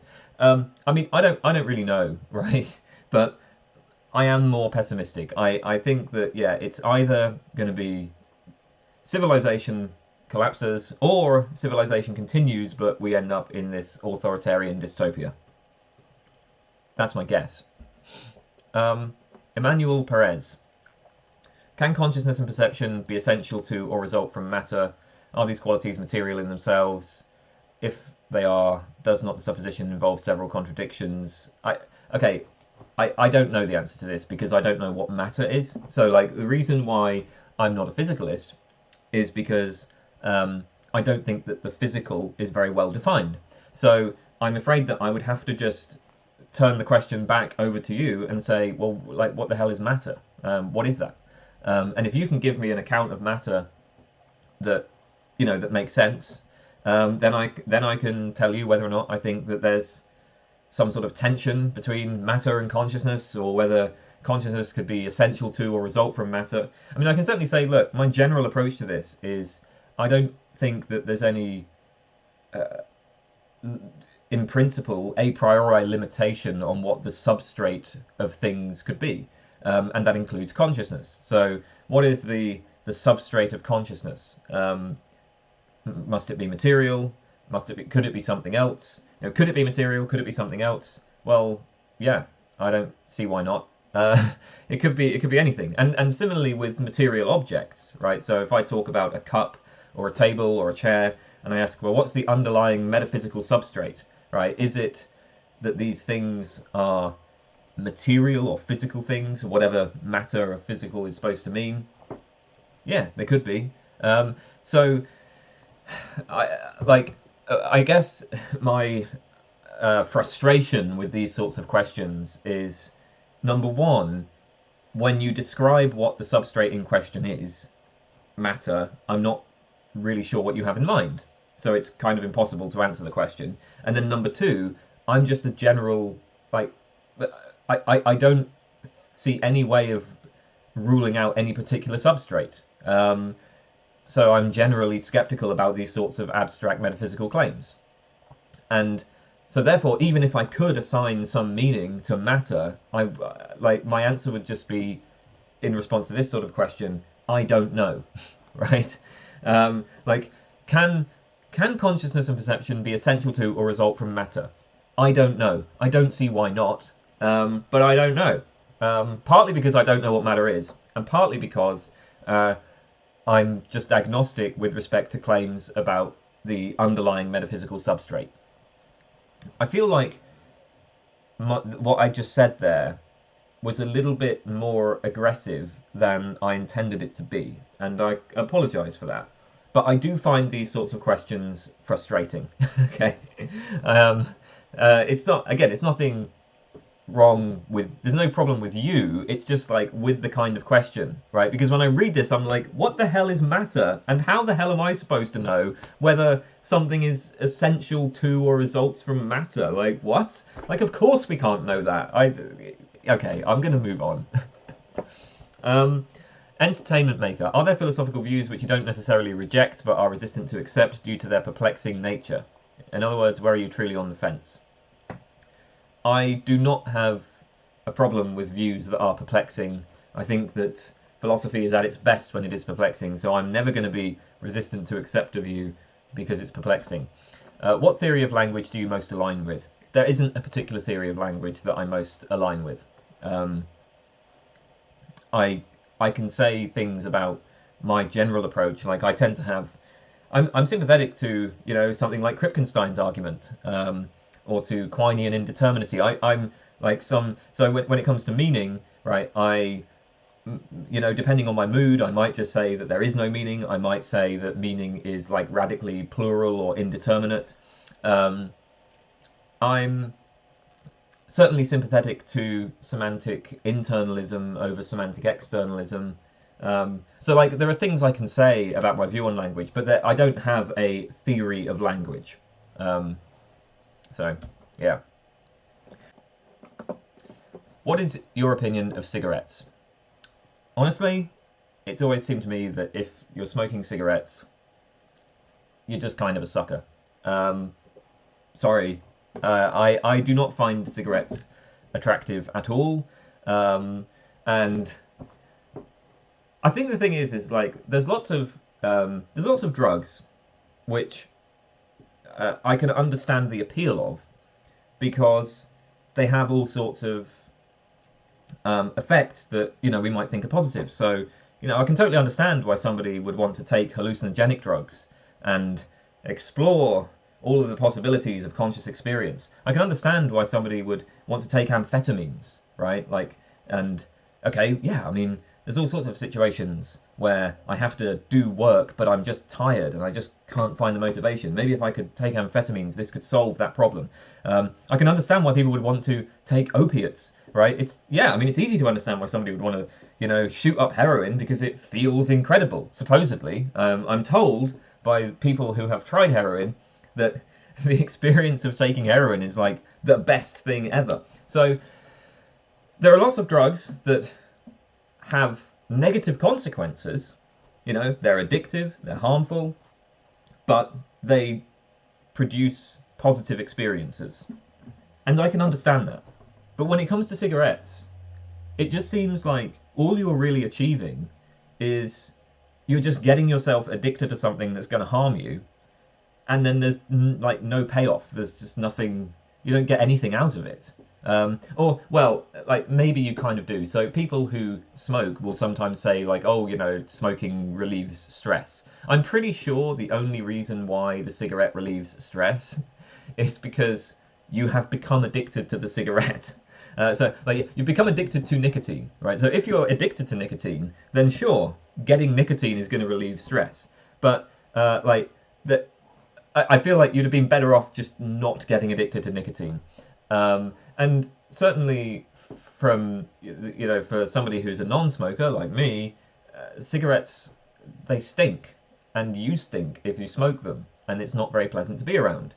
And you're just going to be hemorrhaging money to these companies that produce the cigarettes, and all you're getting out of it is, what, lung cancer? I mean, it just seems like it just seems like you're kind of a sucker. I'm not going to make...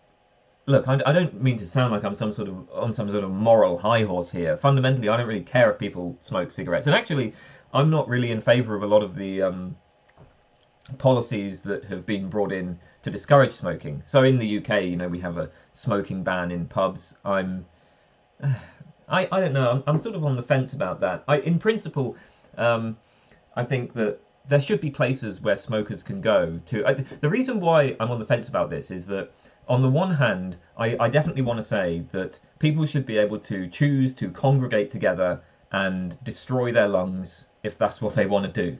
On the other hand, I am very sympathetic to people who are non-smokers who just need work, and they might find... So I do care about having certain health and safety laws for workers, and exposure to secondhand smoke is... I think it's a good thing that we are no longer exposing people who work in pubs to secondhand smoke. But if there was some way of kind of solving that issue, I would be totally happy to have people congregating and smoking together. I'm happy for people to congregate and shoot up heroin together, right? I'm in favour of just, you know, drug legalisation across the board. Look, again, it's not really about like making some moral judgment, but honestly, smoking is... it just seems kind of gross and shitty, and yeah, I mean, kind of seems like you're a bit of a sucker if you've ended up getting into that. Félix Mugot, top 10 favourite philosophers. Well, my favourite philosophers are David Hume, Paul Feyerabend, Bas van Frassen, Ian Hacking, André Kukla. Who else do I like? That's not 10, is it? Yeah, I mean, I like other ones, but... David Lewis. I love David Lewis, although I don't really agree with him on anything. I do think he's a really... I do love reading his work. I suppose Quine has got some really good stuff as well. Again, I don't really agree with him on much. Yeah. There are others, but I'm just not... They're not coming to mind off the top of my head. Ian Hacking. Forbes Beckum. Have you been interested in biblical criticism and/or philosophy of religion? I have no interest whatsoever in biblical criticism. I have a very, very minor interest in philosophy of religion. Like, I can do philosophy of religion. I have obviously encountered it. I've done it in philosophy courses. It's not an area of philosophy that really grabs me. Freedom Club. What do you think of Dio and Poochie's heaven plan from JoJo's Bizarre Adventure? Would you like to live in such a universe? I don't have any clue what any of those words in that first sentence mean. Dio, Poochie, JoJo. I don't know who any of those people are. So I guess the moral of the story here is that if you want to know whether I would like to live in such a universe, you should probably give like a brief description of what the universe is. Because I haven't encountered this. So if you're going to appeal to... I don't even know what that is. A TV show, a book, whatever. But if you appeal to a TV show or a book or a movie or something, then it's probably worth just giving a quick description of the scenario that you want me to comment on. Fritz, are there any versions of the PSR that you accept? No. So if we take a claim such as everything must have a sufficient reason, well, okay, what exactly is a reason? As I see it, reasons are things that we do, right? Like, we give reasons, we give explanations. The idea that that like some event or some state of affairs must have a reason, or like there must be an explanation, I think that's just a deep confusion. Like, no. So we can encounter things in the world and then we can try to give explanations for them. But it's not the case that that there is a reason or an explanation independent of our reason giving and explanation giving activities. So, like, we can give an explanation for, I could give an explanation for, like, why this computer exists, and that explanation, you know, might appeal to things that are accurate, right? Like, I can tell a story, and the story might be true or false, but the idea that there is some sort of, like, independent, that everything, so there is an independent explanation of everything, I think that's deeply confused about what explanations actually are, right? Like, so when I give an explanation for something, what counts as an explanation is going to be highly context dependent. You know, so if I take, for instance, the question of, well, why does this computer exist? There are many things I could say about that. So I could give some story where I describe the processes by which the computer was, the different parts of the computer were put together in a factory, right? Or I could give like a more abstract story. I could give a more abstract story where I describe in like just the general process of the construction of this type of computer. Or I could give a story which explains, you know, why we produce computers.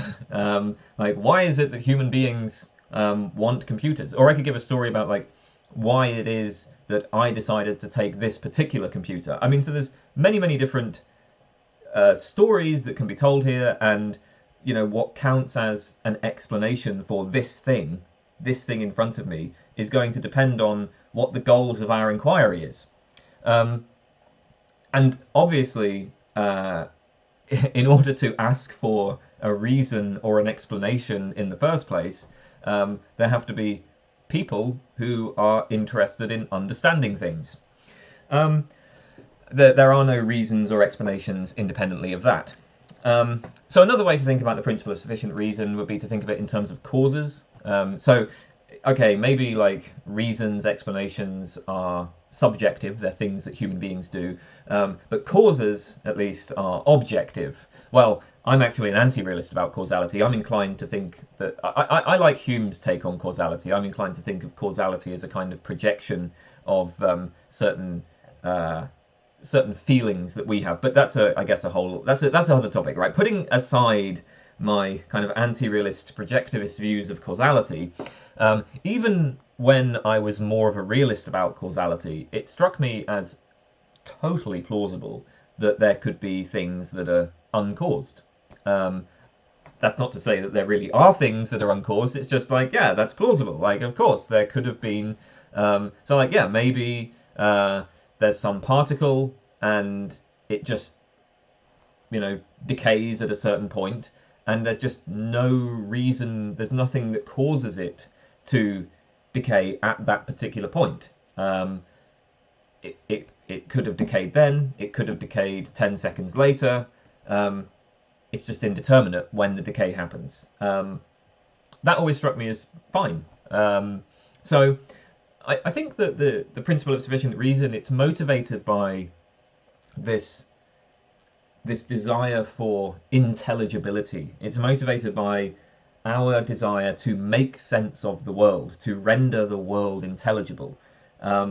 Well, intelligibility matters to us, but I don't see why it should matter to the world. I don't see why nature should care about intelligibility. I don't see why nature would have any interest in ensuring that it is intelligible and that it makes sense to us.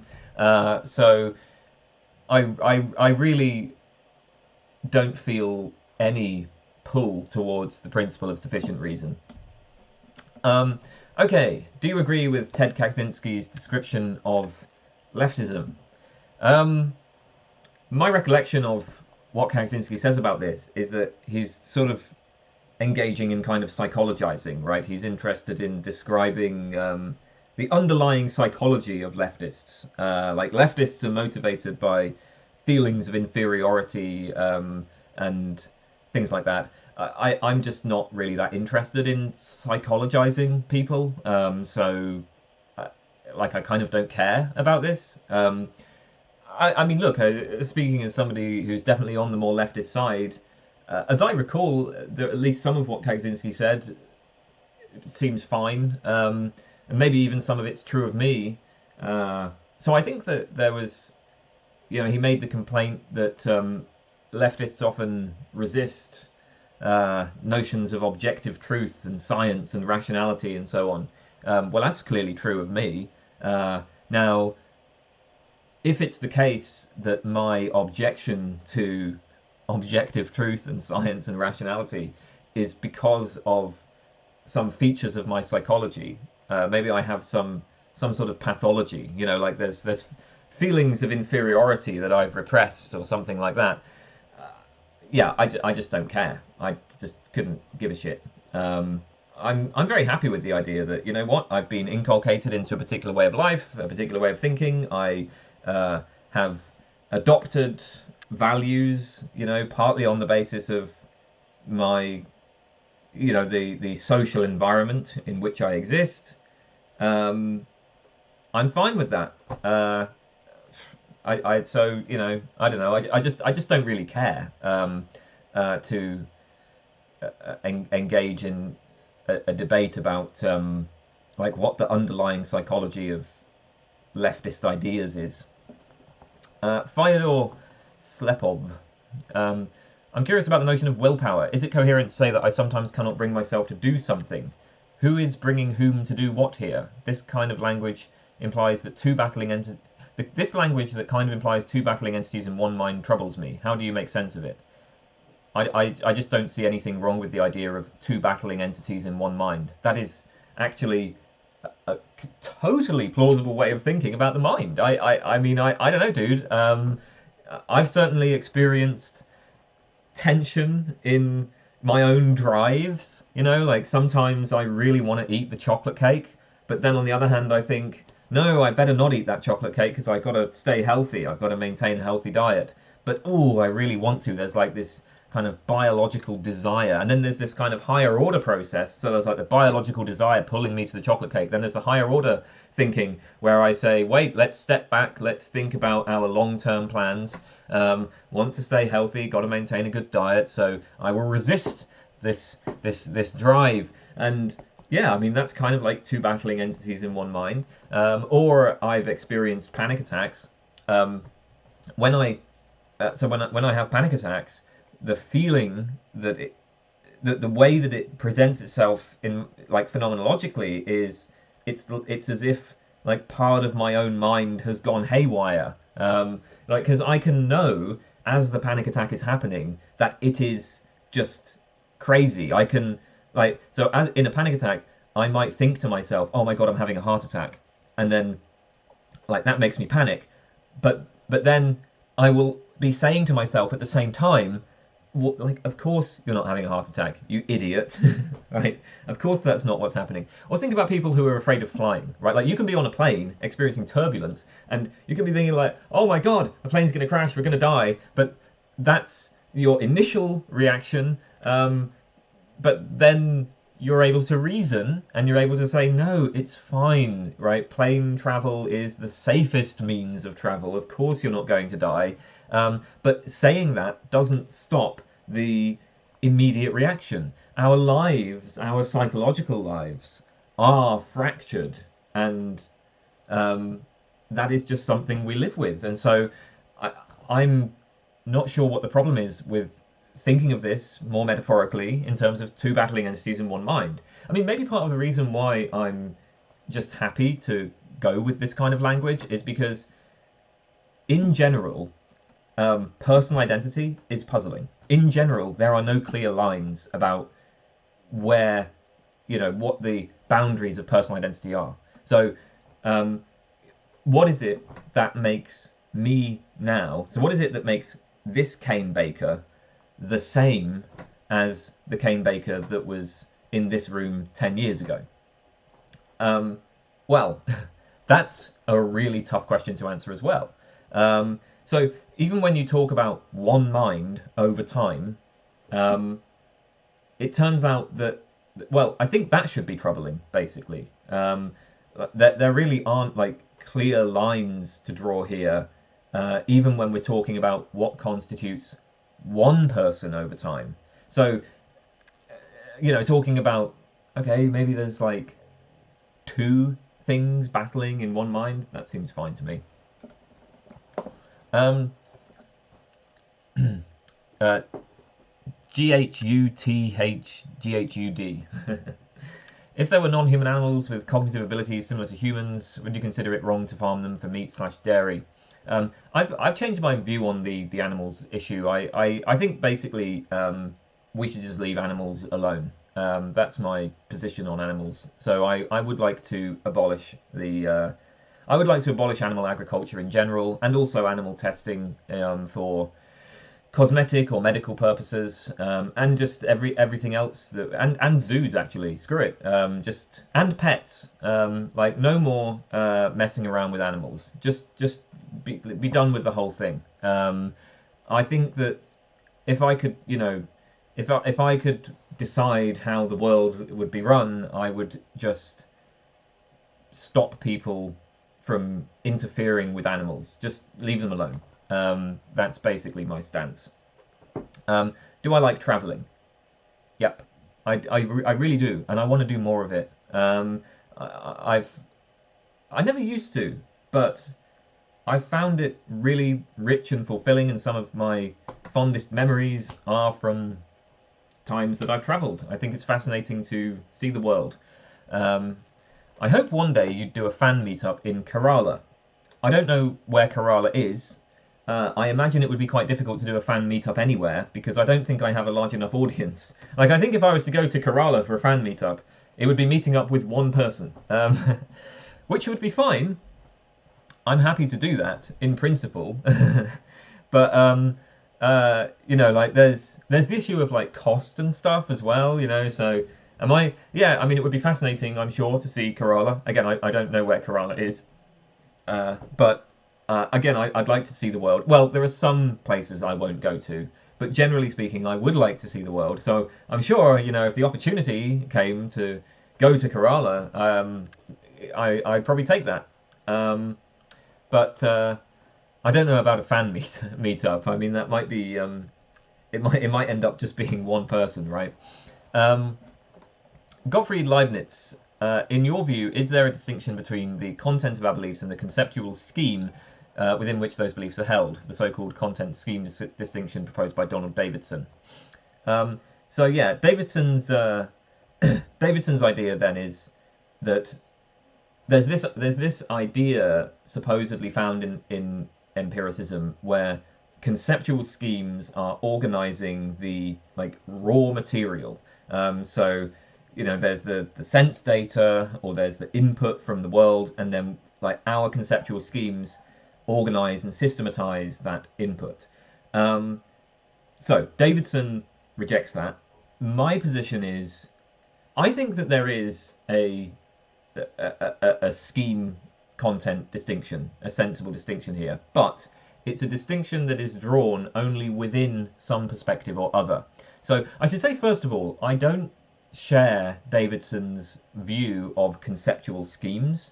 One of the things that makes it very difficult to kind of assess Davidson's argument is that when Davidson is talking about conceptual schemes, he's talking in terms of a whole language or a whole world view, whereas I tend to think in terms of local perspectives or local models that we can adopt or drop at will, right?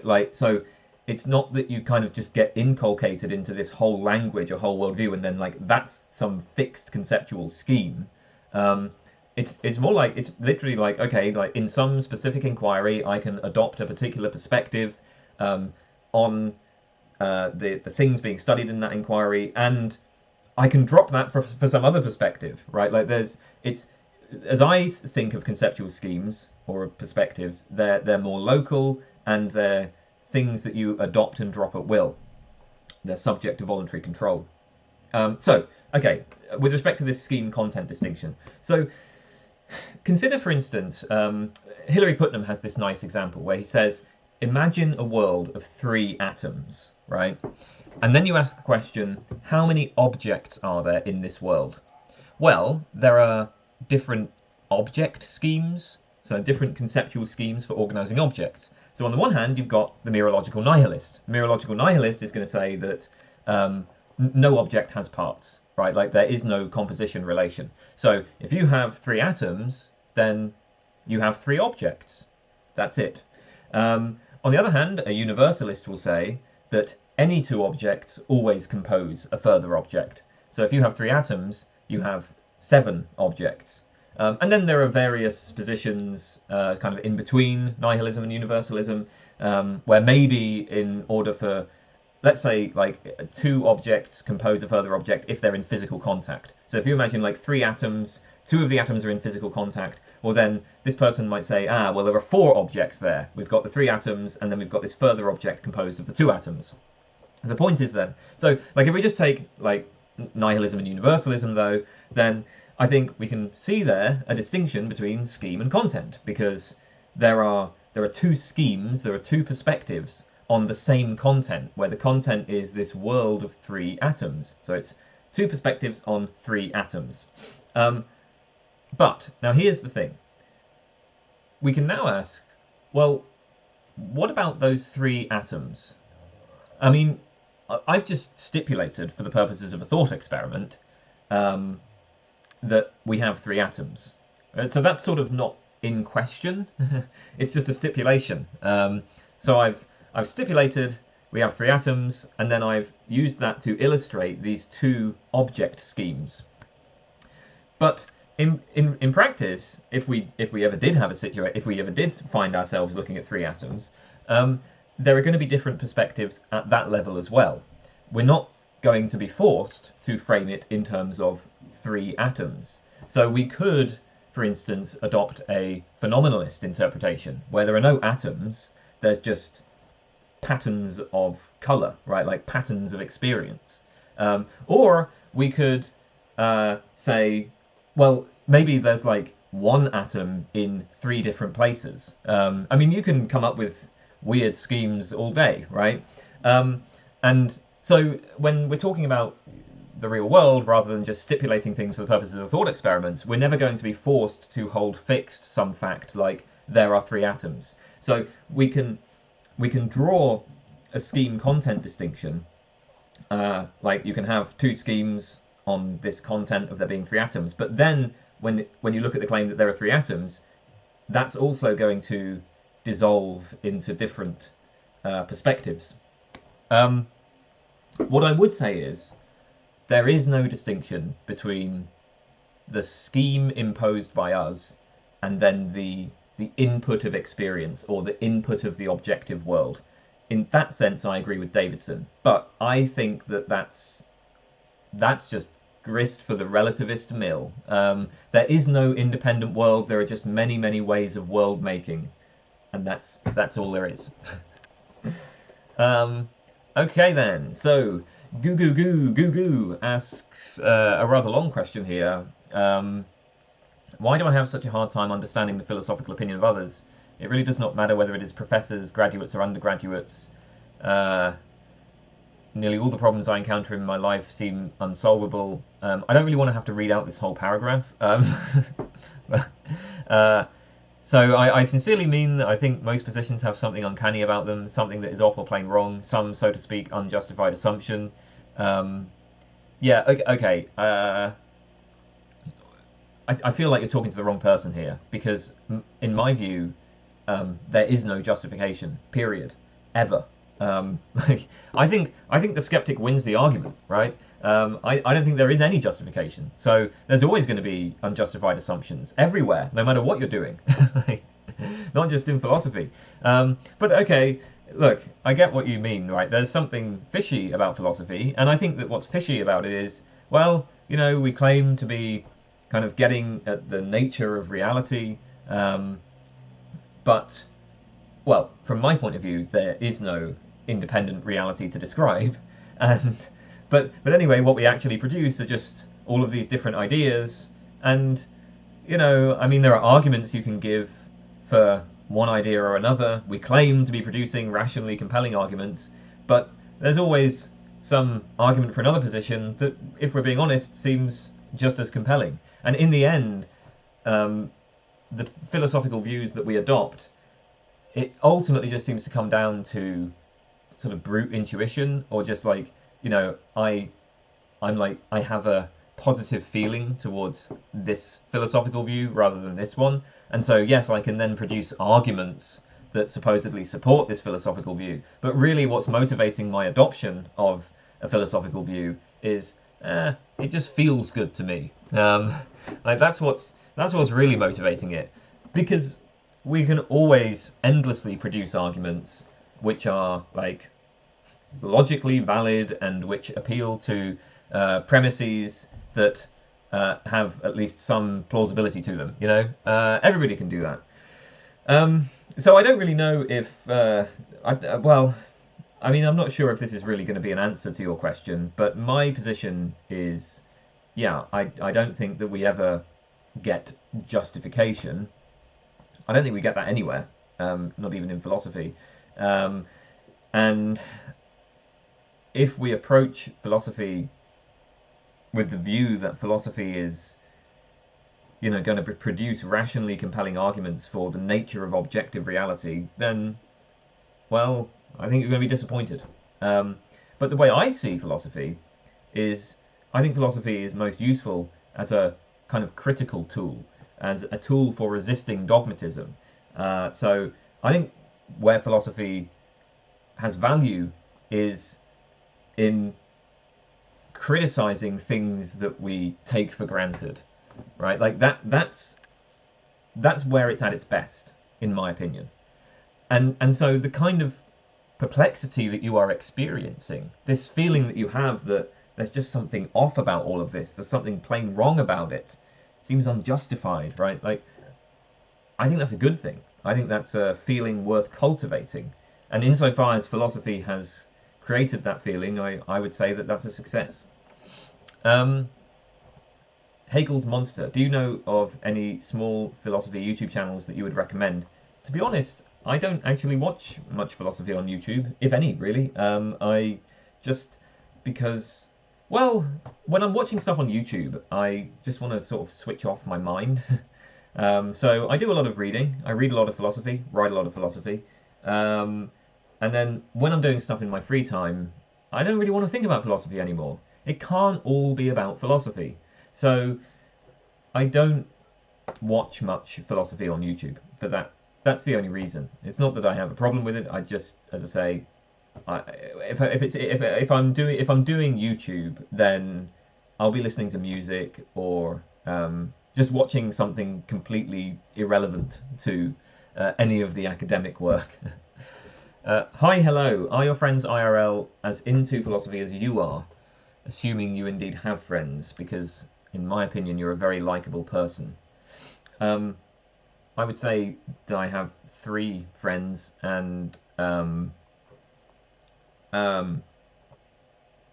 yeah, I mean, I feel like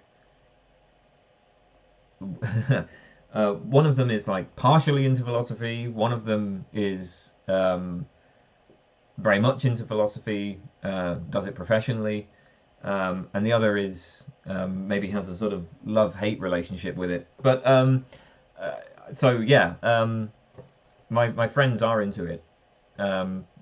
Now, about the point about me being a likable person, I do appreciate that. I'm not sure if that's actually true. I have been very unsuccessful at forming friendships, even when I've tried.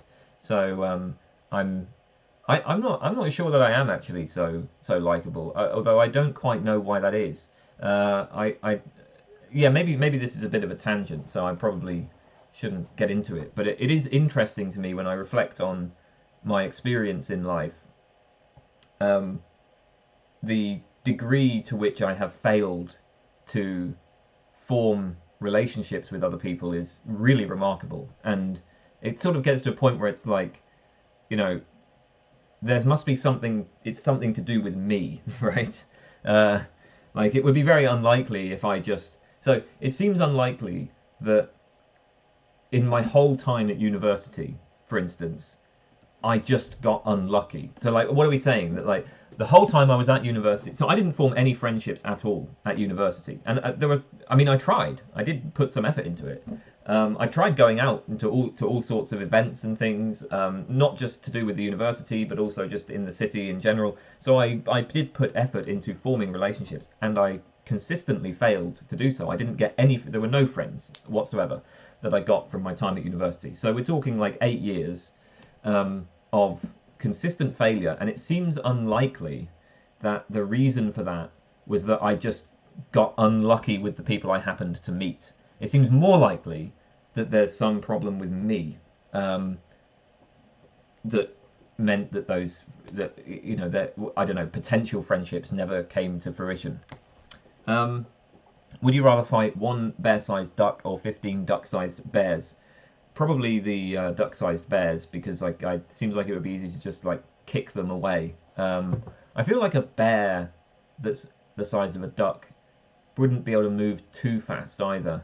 I don't know, how big is a duck? About that big? I'm not sure. Yeah, I think I'll go with the 15 duck-sized bears. Hugo B, why are there not more guest appearances on the channel? I don't know. I just don't. I don't really. I don't know. Just doesn't happen. I'm not really very. I'm kind of. I don't know, man. Like yeah. Why aren't there? Why aren't there more? Because I don't ask. That's why. That's the reason. And why don't I ask? Because I just do other things. Ikari7704. As a scientific anti-realist, what do you think are good objections to realist arguments such as Ian Hacking's argument from manipulation of theoretical entities and also the argument from corroboration? Well, I'll point out that it's not actually obvious what Ian Hacking's argument is. Hacking says that he's not giving an inference to the best explanation, that he says that his argument is different from the standard no miracles argument. But his argument sure seems like an inference to the best explanation. It seems like what he's saying is we should believe in the entities purportedly used in experiments or instruments in order to explain the success of those experiments or instruments. And certainly when we build, when we try to build an instrument, but it just kind of fails and doesn't do what we want it to do. So, let's say we try to build a laser or something, and then the laser just doesn't work, right? Presumably nobody's going to use that to infer the existence of electrons, right? So it's specifically, we build instruments or perform experiments and they are successful in some sense, and then we're making some inference from the success of these interventions to the truth of the theories, or maybe not the theories, but like the truth of certain, or the existence of certain entities that we think have been used in the construction of these instruments. So it seems like an argument from success to truth. It seems like an inference to the best explanation, in which case it is susceptible to all of the usual objections to inference to the best explanation. Now, there are other ways of understanding Hacking's argument, but I think that on those other type ways of understanding it, it's even weaker. So, you could, you might sort of take it as being some sort of kind of pragmatic argument that, just kind of pragmatically, there's some sort of pragmatic incoherence in using an instrument and sort of using an instrument to do things where, you know, we have a model where we would describe that instrument as manipulating electrons, say, and then saying that you don't believe in the model, or you don't believe in the existence of the things that that instrument supposedly manipulates. So maybe there's some sort of pragmatic incoherence there. I tend to find those arguments just in general very weak. So here's the thing, right? If you take something like, I mean, just anything else, like take prayer, for instance. You might say, well, if somebody is engaged in the activity of prayer, it would be pragmatically incoherent not to believe in God. But why? I mean, like, you can do prayer for all sorts of reasons, right? Like, you can engage in prayer because you can take yourself to be talking to God, or you can just take yourself to be, you know, participating in some ritual. You can be taking yourself to express values. You can be taking yourself to, maybe you're just doing it because all of your friends and family do it, and you know, you want to sort of conform to their same way of life or something like that. There's hundreds of reasons. So similarly, when it comes to you know, using instruments, right? So sure, we say that this instrument involves manipulating electrons, but like, does that mean I have to believe that we're manipulating electrons in order to use the instrument, or like it's pragmatically incoherent for me to use the instrument if I don't believe in electrons? I don't see why. And even if it was, so what? So what if it's pragmatically incoherent? And then, even if there was a problem with pragmatic incoherence, this would only apply to the experimenters who are actually using those instruments. I'm not using those instruments, so I, as somebody who's kind of looking at science from an external point of view, can then still continue to be an anti-realist. Like, even if so if you interpret Hacking's argument as a kind of appeal to pragmatic incoherence, then the most we can say is that the experimenters who are actually using those instruments have to believe in electrons, but I don't have to believe in electrons. So, and again, you know, there are other ways of interpreting the argument, but I don't think any of these interpretations make it into a convincing argument, all right? So, yeah, we can think of it as an IDE, in which case it's susceptible to the standard objections to IDE. We can think of it as an appeal to pragmatic incoherence. I think there's a ton of objections to that. There's a few other ways of thinking about it, but I don't find it convincing. Inventive Harvest, what do you think of the Diogenes memes?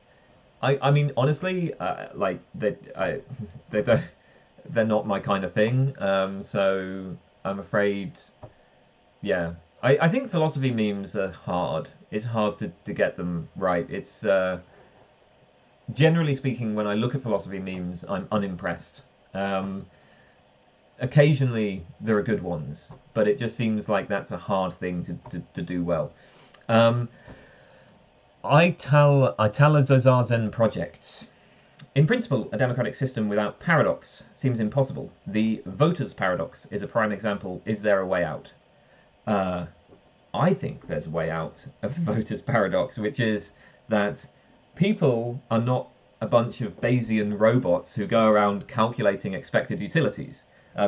So I should say, I take it that what you have in mind when you talk about the voters' paradox is this point that the expected utility of voting seems to be lower than the expected utility of just sort of staying home, right? Like the chance that my vote is actually going to make a difference is it's like minuscule, right? So one vote's almost certainly not going to make a difference, so I might as well just stay home. That's the kind of problem here. But yeah, I mean, look, I don't go around, when I'm trying to think about what to do, I'm not like weighing up expected utilities and applying like this kind of, you know, probability theory to my actions. So I just think there's no need for a further explanation. I grant that if you build a robot that acts only in rational self-interest, then maybe that robot, maybe there would be then some puzzle if that robot was to start voting. Because you might be like, well, hang on a minute, what the hell? The expected utility of voting is lower than the expected utility of just doing other things. But look, we're not robots. So I don't see any need to give a further explanation. People are not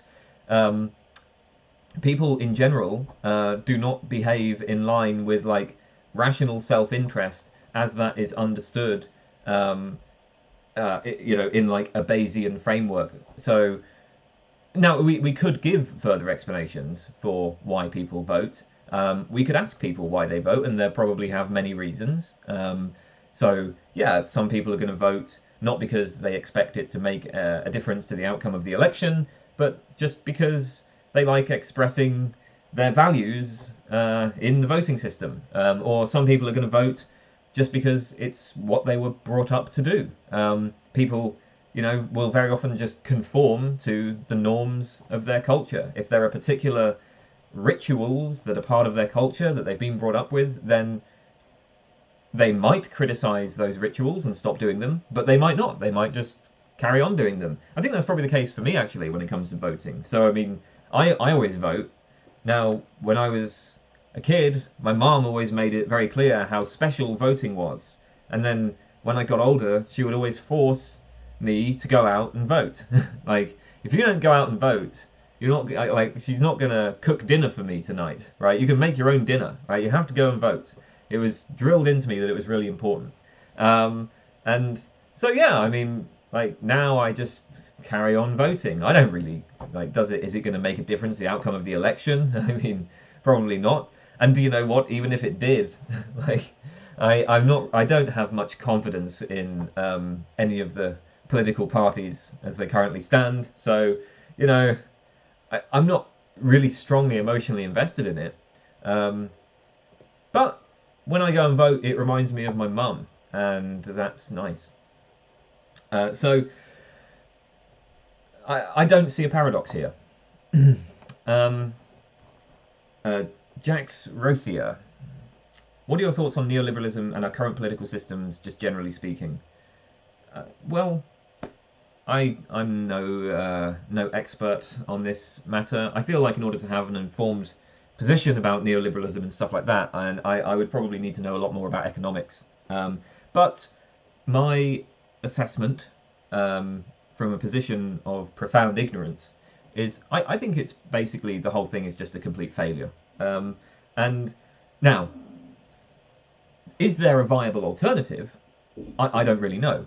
But I think that what we have is a complete failure. The fact, I mean, the big thing for me is work, right? The fact that we have failed to eradicate work, I just take to be, that just condemns the system entirely. In fact, I think, to me, the idea that civilization might collapse in the future is, there is a silver lining to this, which is that I don't think civilization, deserves to continue anyway. The fact that we have failed to eradicate work, that is just appalling. You can go back to like the early 1900s, and a lot of people who were writing back then just assumed, they just took it for granted that, like, of course, as technology improves our productive capacity, we will use that to remove this scourge of work. And there was a debate between like people who promoted the eradication of work. They thought that that would be a good thing, and then there were people who were more skeptical, who thought, that maybe they endorsed like a Protestant work ethic. The devil makes work for idle hands, so they were less sanguine about the prospect of eradicating work. But like, you read something like Bertrand Russell's In Praise of Idleness, and there's lots of people writing at that time who just sort of seemed to assume that, of course, technology will bring about the end of work. And it didn't happen. It didn't happen.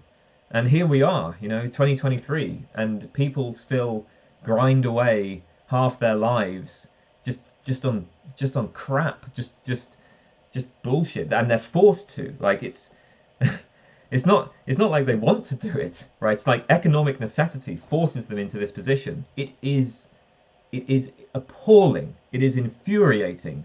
It is a system that does not deserve to exist, and it should be discontinued. And now, I don't really know whether there's a viable alternative. Maybe the way that this is discontinued is through just ending humanity. Antinatalism, right? Let's stop reproducing. Let's just end the whole thing. But if there's, I mean, I suppose maybe, look, there have been other, it seems like in principle, if human beings chose to do so, if we all chose to do so, we probably could bring it about, that things work in a different way, and that we don't have to, waste our lives on this, grinding labour. But yeah, I mean, look, I don't have a rosy view of what civilization has achieved. I don't think neoliberalism has, I mean, maybe it's made some things better, but it hasn't made things good enough to justify civilization. And I'm not optimistic about the future. It doesn't seem to me that there's any indication that we're going to be eradicating work in the future. I suppose, programs like universal basic income, that's something positive there. I mean, that's a step in the right direction, but I don't know. I'm just skeptical that that's actually going to work.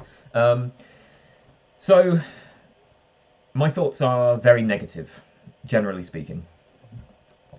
Jason Push. What are your thoughts on effective altruism and Peter Singer's argument that we should give to charity because of the thought experiment of a child drowning in a shallow pond? Well, I don't think that there's anything incorrect. I don't think there's any mistake that a person makes in just drawing a completely arbitrary line and saying, well, I care about the child in the drowning pond. I care about the child who's drowning in the pond because I can just see them and they're close to me. And if people are far away from me, then I care less about them. And you can say, well, that's arbitrary. All right. I don't think there's anything wrong with drawing arbitrary lines. So for that reason, I'm not really that persuaded by the argument. As for effective altruism, well, I don't really have enough money to donate to anything. I'm not in a good financial position. If I did have enough money to be donating, I think that I would intentionally donate to ineffective causes. I would donate to things like weird art projects rather than to alleviating human suffering, because that's what I want to do. I really don't care much about like normative ethics, to be honest. Applied ethics. If you tell me that like, oh well, you morally ought to donate to effective altruism, I'm just going to say, yeah, but I don't want to. I want to support this weird art project. So that's what I'm going to do. Okay, JGD says...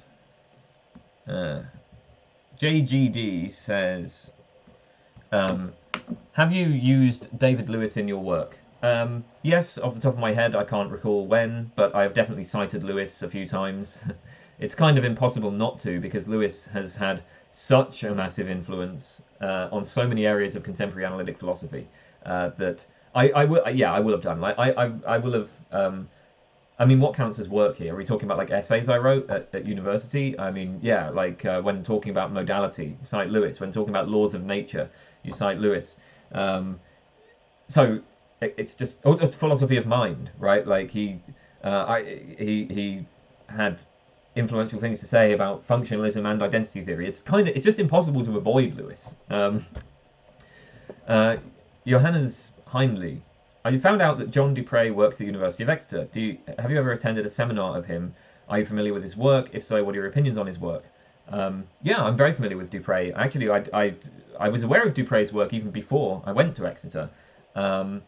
And I have been to seminars which were taught by John Dupre, and actually John Dupre was at my PhD defence.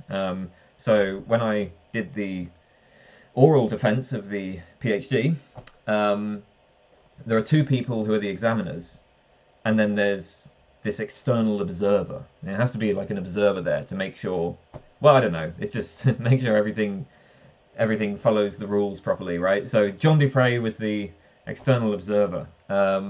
So he didn't say anything, but he was there. Anyway, what do I think of Dupre? Well, I think he's done lots of brilliant work. His book, The Disorder of Things, is fantastic. It's one of my favourite books in philosophy of biology. And we have, I mean, very similar views, right? Like, I think if you watch my videos and then, like my video on classification and kinds and anti-realist view, you watch that and then you read The Disorder of Things, you'll be like, well, I can sort of see why Kane got some of his inspiration from.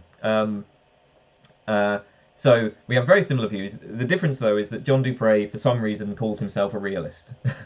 I say for some reason because I'm not really sure.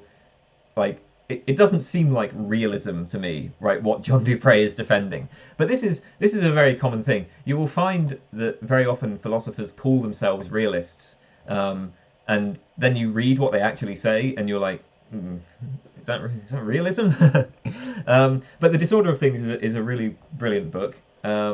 I will say, though, that for the last like 10 to 15 years, he's gotten into process philosophy, which, honestly, I just think it's a complete dead end. I mean, I have not encountered a single case where it has seemed to matter at all whether we frame an inquiry in terms of things rather than processes. So for John Dupre, right, Dupre's approach to this is, well, the problem with traditional philosophy is that traditional philosophy is framed in terms of things and substances. So like the problems that are discussed in philosophy, in traditional metaphysics and traditional philosophy of science and so on, we think of things we think of it in terms of individuals, things, substances, static states. But actually, we have to recognize that the world is dynamic and changing, and it's processes, right? And so he's got this process approach. I cannot see how it makes any difference at all to anything of any interest or importance. I mean, as I see it, both things and processes are idealizations, simplifications, abstractions. When we talk, so we can talk about the world as containing things, and things can undergo change, or we can talk about the world as containing these dynamic interacting processes. Those are different ways of idealizing the world. And honestly, those languages are they're usually quite easily translatable. Like, when we describe something. So, I remember once John Dupre gave this talk on abortion, and he was saying that, like, well, a process philosophy perspective can shed new light on the ethics of abortion. And so on the process philosophy perspective, the idea is this, right?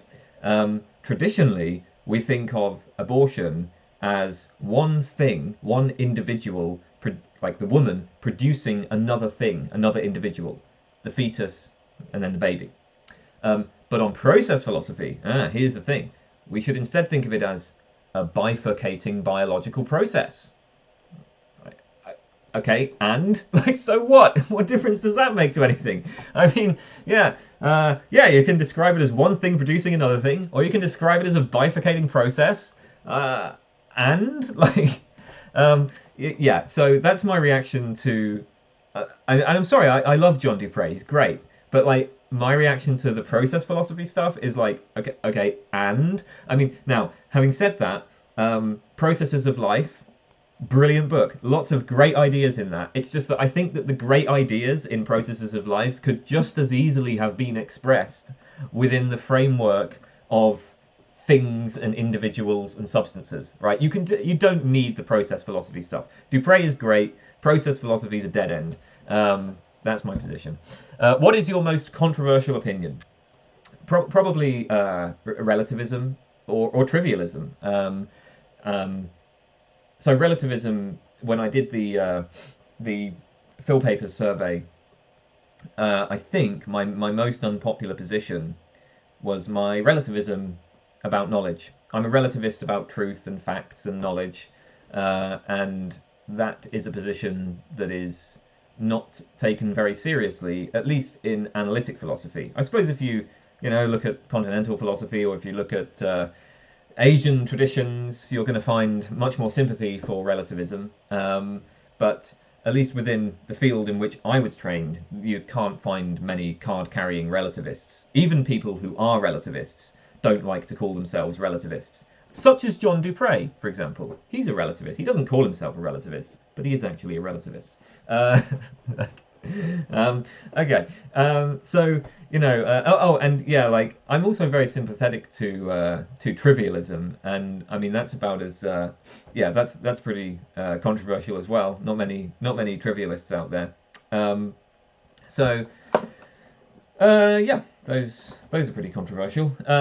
John Rogers says, if you don't have an apple and I don't have an apple, are they the same apple? Yeah, they are. And the apple that I do have is also the same apple. And the orange that I have is the same apple as well. Jonas Jensen. A train is coming for a person taking a nap on the railroad. He's not suicidal, but is fully sober and aware of the danger. The driver can stop in time, but will fall behind on schedule. What should he do? I think the driver should stop anyway, regardless of whether or not there is a person taking a nap on the railroad. Okay, the driver who is driving the train should stop, and all of the other drivers should stop, and they should only start going again once they manage to negotiate much higher pay and shorter working hours. That's my position. Are you biased in favour of wacky positions? Probably. I mean, I do have a little bit of a contrarian sentiment in some sense, right? Like, there is clearly, that's part of my personality in some way. You know, I used to be a bit of an edgelord. Well, no, I kind of still am a bit of an edgelord. I used to be a total edgelord, and I'm really into, you know, shock art, right? I love G.G. Allen. I love John Waters. You know, I love stuff like that. So that kind of contrarianism, it's fun, right? And I will not lie. Part of why I find relativism attractive is just because when I call myself a relativist, all of the traditional philosophers get shocked. Do infant lives have value? Sure. I mean, I don't think we should go around... I think it's important to treat infants well. If you bring an infant into the world, then you should treat it well. You should give it a good life. So yeah, it has value. I mean, at the end of the day, I don't want to live in a world where people are getting abused as infants. That's going to screw people up, right? Like, if you start abusing infants, then like, what are they going to end up like when they're older? Like, you're going to have like loads of people wandering around with brain damage. No, I mean, you want to live in a world where everybody is happy and healthy and intelligent, and so yeah, treat people well. Josh, what is your favourite Pokemon? I have no idea. I've never engaged with Pokemon in any way whatsoever. Jose Gonzalez, thoughts or video on Nietzsche's work? Well, I don't know Nietzsche. I read one paper by Nietzsche. It was on truth. I remember I was reading about nihilism about truth. So there's a view that that like nothing is true. And Nietzsche had written some paper on truth, and I remember encountering the paper in the context of reading about nihilism about truth. I can't remember the name of the paper, but I do remember finding it. I thought it was just crap. I thought it was total crap. There wasn't. I couldn't find like any real argument in it even. It honestly just. I mean, it sort of seemed like the ramblings of like an edgy 14-year-old. It was terrible. Now that's only one paper. Maybe Nietzsche has done good work elsewhere, but I haven't read it, so I can't comment on it. JTG21.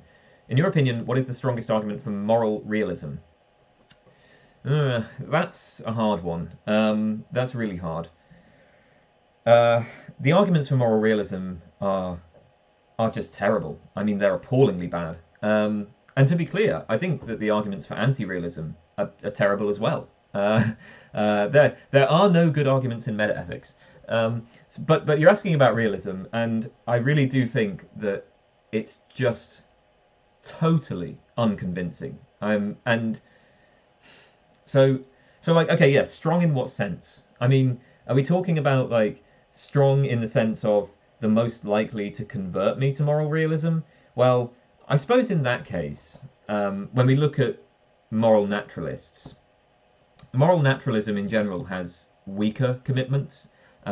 So, you know, like so a moral naturalist might well say that we can just sort of introspect the goodness of pleasure and the badness of pain, and then they'll just kind of say that that constitutes moral realism. And okay, from that point of view, we're just making a claim that there are objective values. Maybe we don't have to say that there are like categorical categorical norms or categorical reasons. So there's no claim about what people ought or ought not to do. We're only making a claim about certain states of affairs are good, certain states of affairs are bad, some things are better or worse than others. So there's a kind of approach to utilitarianism, I think it's called scalar utilitarianism, or maybe it's consequentialism more broadly, like scalar consequentialism, where what you claim is just that certain states of affairs are better than others, but then there's no additional claim that anybody ought or ought not to do anything. So the point is that if you're a realist in that sense, then obviously that's a much weaker kind of realism, because you don't have to give a realist account of obligation, of the ought.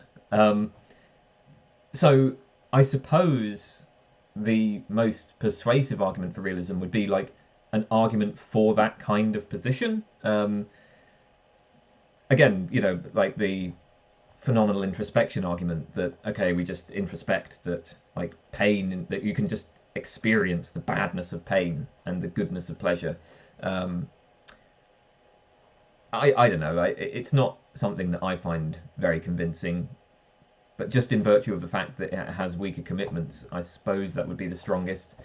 I mean, another thing here, though, that's difficult, I think, is that there really aren't like a lot of positive arguments for realism. I think that the usual approach to this is people often take it that realism is kind of the default position, and it's the anti-realist who has the burden of proof, and then you can kind of argue for realism by just arguing against anti-realism, or you argue for realism by doing this like process of elimination through the anti-realist positions. Most realists will take it that realism has it's so the general approach is that philosophy, starts with what is intuitive, or it starts with what is commonsensical. And if you're going and then ordinary moral thought just sort of presupposes some sort of realism. And then if you're going to claim that that's incorrect, if you're going to attribute like widespread error to ordinary people, then it's on you to justify that. So I think a lot of people tend to approach this with the view that, well, realism is the most intuitive position. It's supported by our like ordinary moral language and ordinary moral reasoning, or it's presupposed by ordinary moral language and ordinary moral reasoning. And then in order to defend realism, we just have to rebut the anti-realist. So there aren't so many like positive arguments for realism. But I really can't think of one that I would consider to be anywhere close to being compelling. Okay, Juan Diego Naranjo, I think that's how it's pronounced. Does the success of science in the prediction of natural events imply that the world has a determined structure that we can know? Well, I would say no, it does not. I do not think that the success of science gives us any reason to believe that scientific theories are true in general. And I mean, look, I've got a whole bunch of videos where I explain in detail why I am an anti-realist. I've defended that at length, but yes, I don't buy the inference from success to truth. I think it's pretty clear that you can have successful theories that are not true. And in fact, I think when you look at contemporary science, you can find countless cases of successful models that involve idealization, abstraction, simplification. There are successful models that will appeal to outright falsehoods, right? When we model stars, we might well model them as if they were composed of ideal gases. Or when we model biological populations, we treat them as if they were infinite. So there's all sorts of like idealizations throughout contemporary science. And similarly, we can also find like earlier theories which have now been displaced, but which we still use because they are successful in particular contexts. So Newtonian mechanics is still used to send probes to Pluto. it's just much more simple, right? It's easier to operate with that theory than with general relativity, although we now think that Newtonian mechanics has been displaced by general relativity. So I don't think there's any good case for inferring from success to truth. I mean, obviously, you know, there's a lot to say about these arguments, but like just broadly speaking, my position is that success to truth inference doesn't work. Just another Homo sapien asks, Kendrick Lamar or Kanye West? I actually just don't care about either of them. I've not found their music. Just doesn't grab me. Justice, you say that if you had to bet on what account of consciousness is correct, you would go idealism or some kind of panpsychism. About which conscious states are you a realist here? I remember you saying you aren't a fan of folk psychology, so maybe not qualia or beliefs.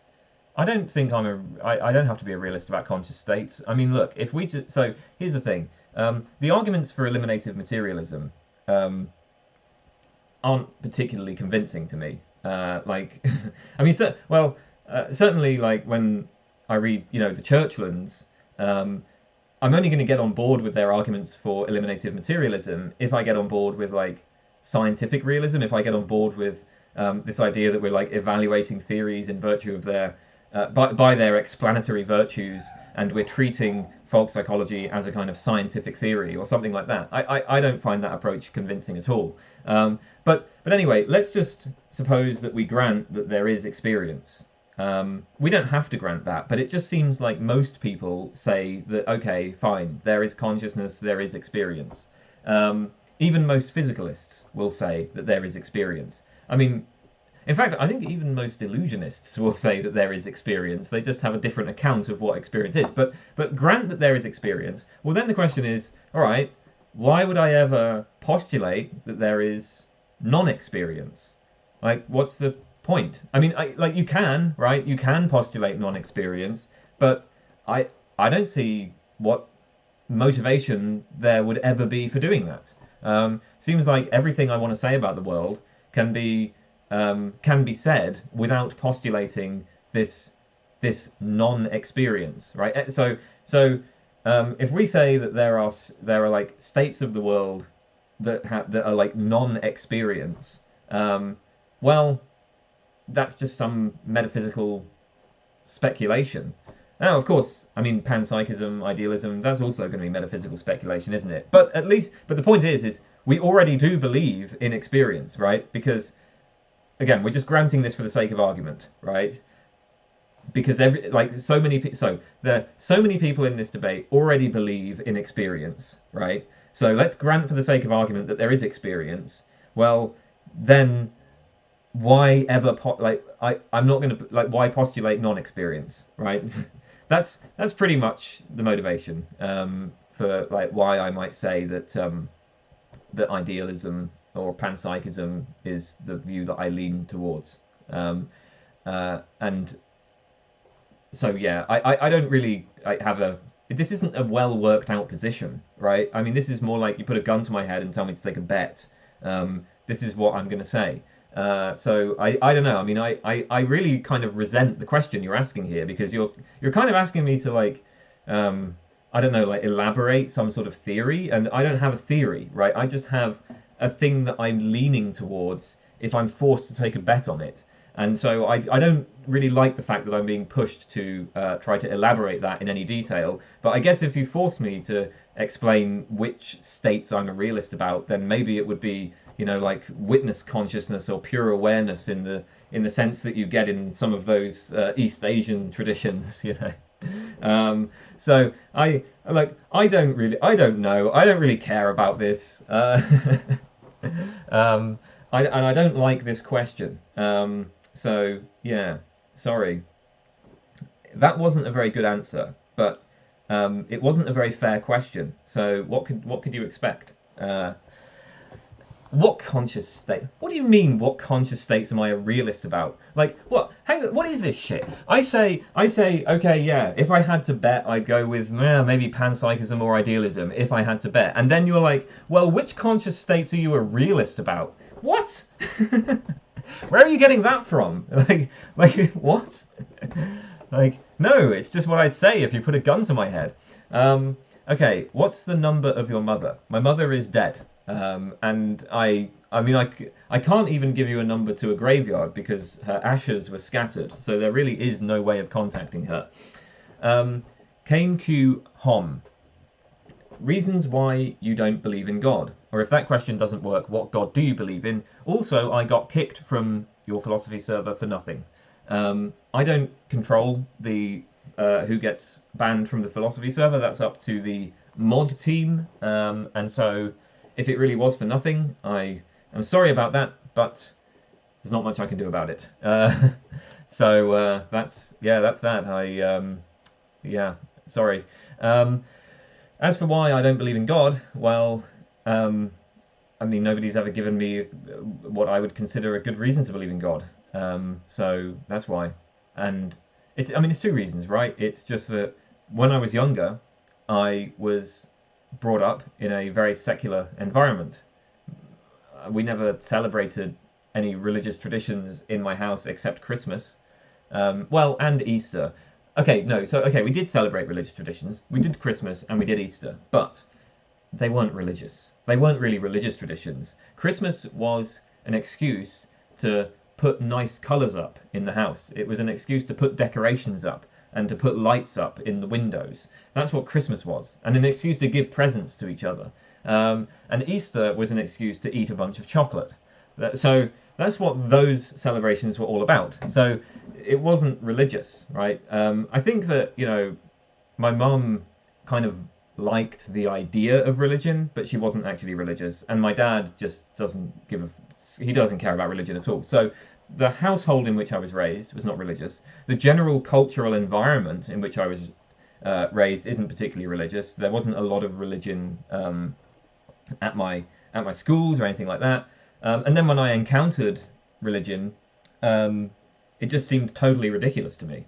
It seemed like, the metaphysical claims that were being made seemed completely crazy. Nobody ever presented anything even approaching a convincing argument for any of these things. And also the sort of moral claims that were being made by religions and the sort of role that they played in the world struck me as very negative.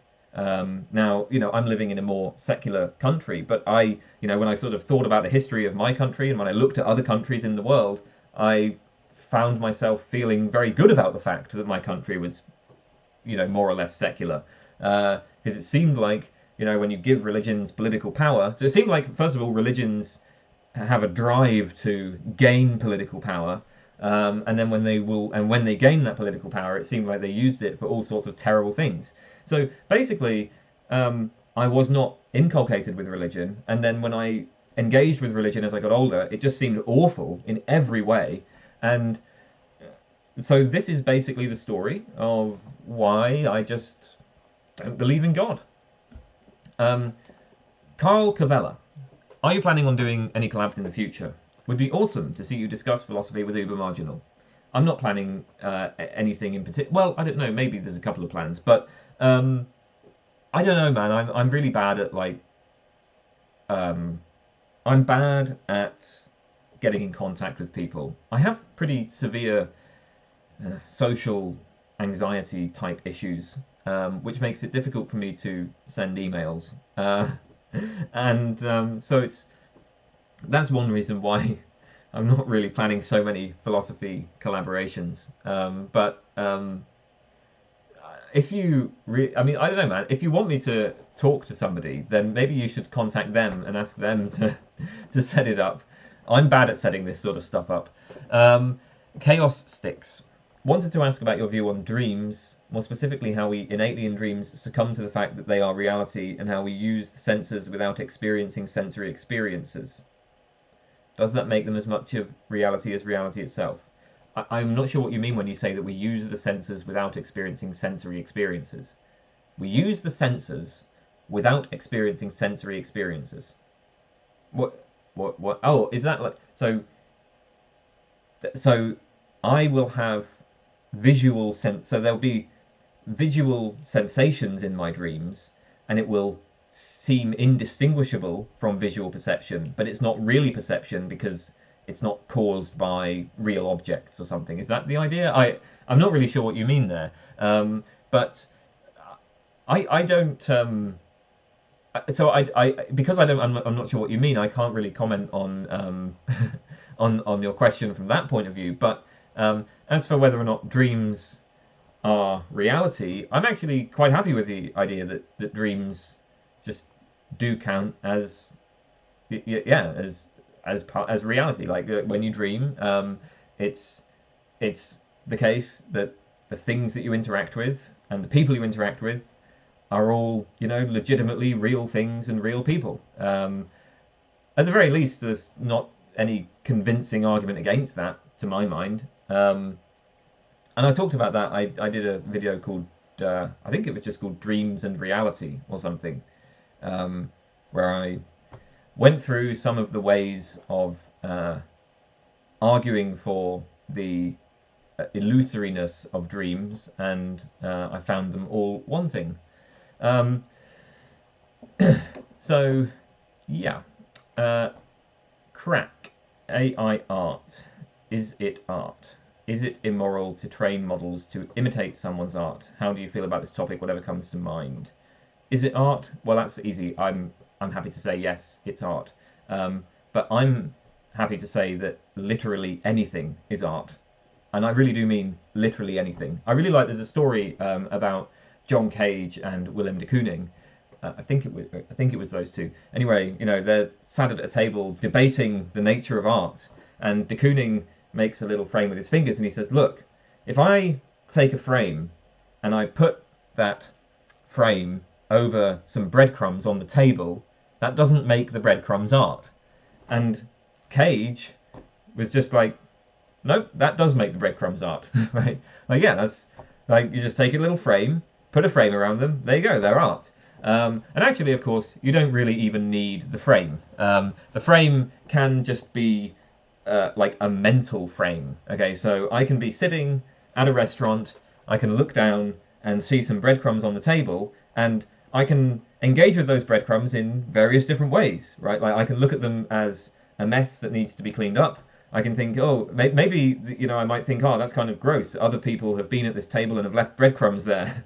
I don't want other people's crumbs at my table. Or I can maybe engage with them in like a scientific way. I can investigate the what the breadcrumbs are made of. What are the chemical constituents of these breadcrumbs? Or I can look at them aesthetically. I can just appreciate them for what they are in themselves. I can look at the pattern. I can look at the colors. And then you're engaging in some sort of aesthetic appreciation of this thing. And then, of course, you can like sort of take it, if you were then to literally frame it and present it as an art piece, then you could relate it to the broader, history and context of art.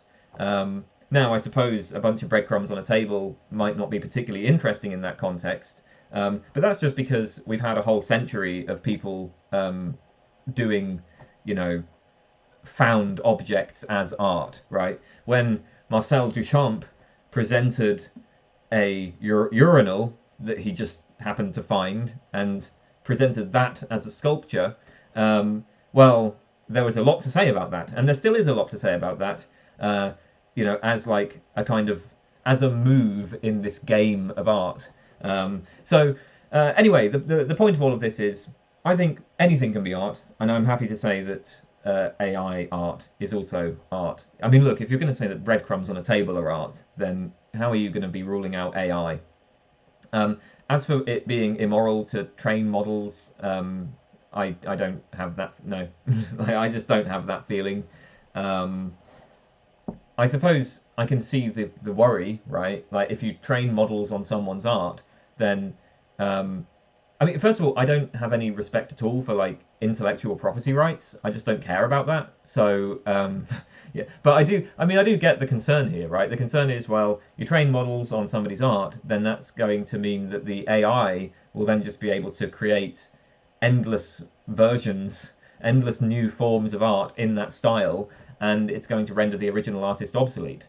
And maybe it will, but so be it. You know, sometimes technology develops in such a way that renders what people are doing, renders people's professions obsolete. That happens, so be it.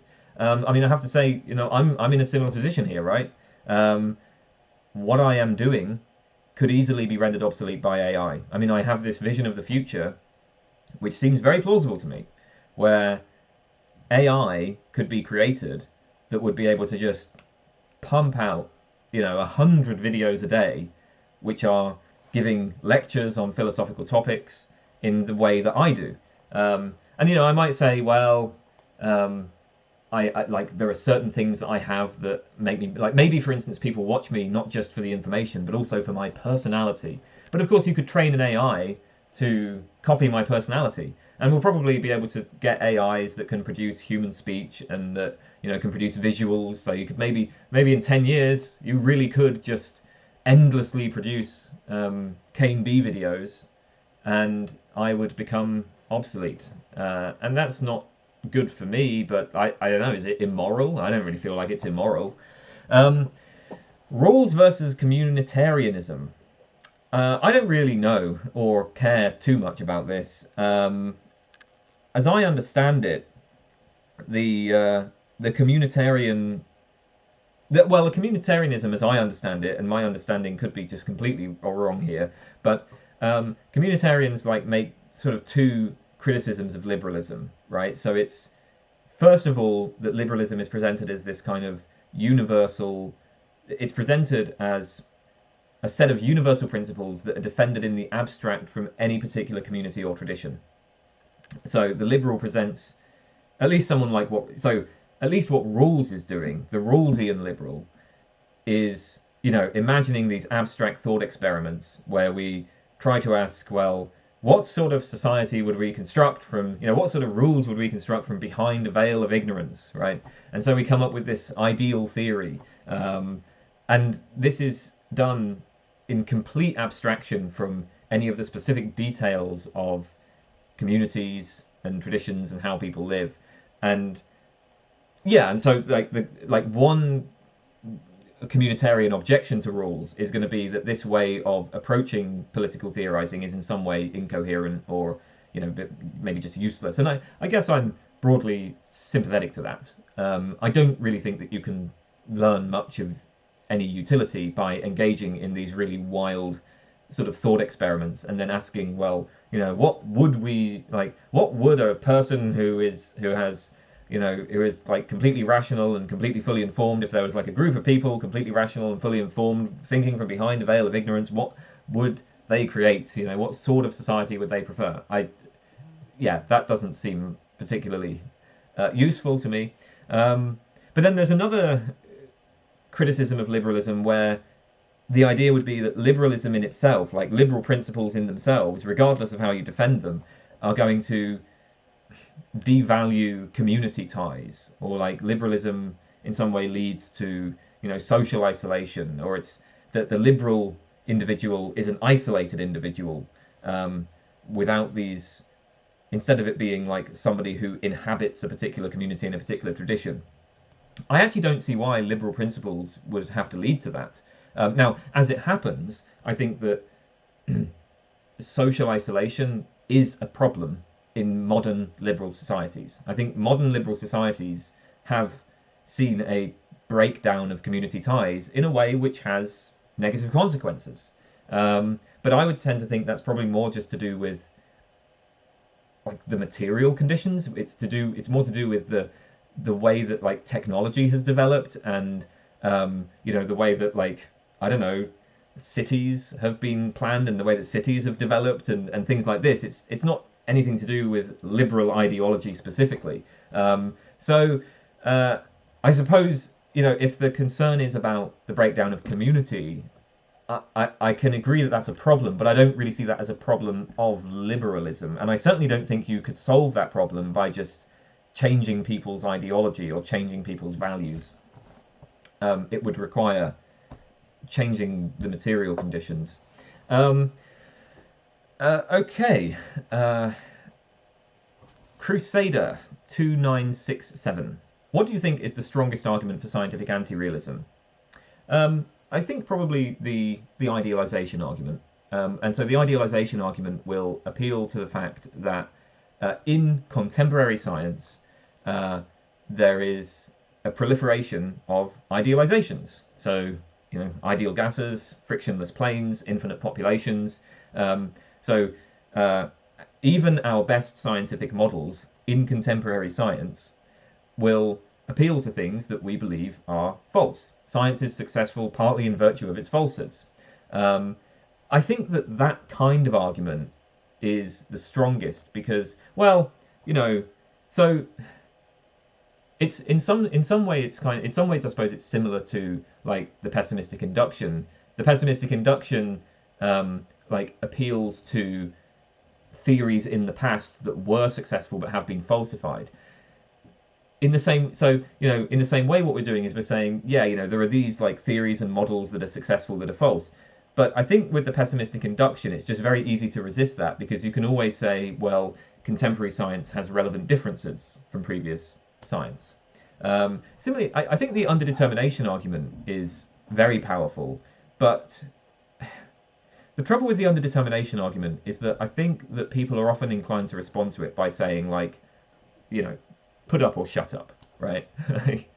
Okay, maybe there's this sort of like logical problem of underdetermination, but at the end of the day, nobody has developed an alternative theory to, general relativity, right? Like so you can say that there's an infinite number of alternative theories that would accommodate the observations, and maybe there's some sense in which that's true as a logical claim, but unless we know what those theories are and we can evaluate them and judge the relative virtues of those theories compared to currently accepted theories, then it just doesn't matter, because a lot of realists are going to say that it's not just empirical. It's not just theories aren't just judged in terms of whether or not they accommodate the observations. We judge them against theoretical virtues like simplicity, explanatory power, non-ad hocness. And although it may be true that for any currently accepted theory, there are in principle alternative theories that entail the same observations, why should we think that those alternative theories are going to score just as well in terms of the theoretical virtues? There's no reason to think that. But with the idealization argument, we're not appealing to discarded theories of the past or to hypothetical theories. We're just saying, no, look at science as it is right now, today, and, look at the way in which falsehoods or distortions or inaccurate representations can lead to incredible successes. So I think that's probably the most convincing.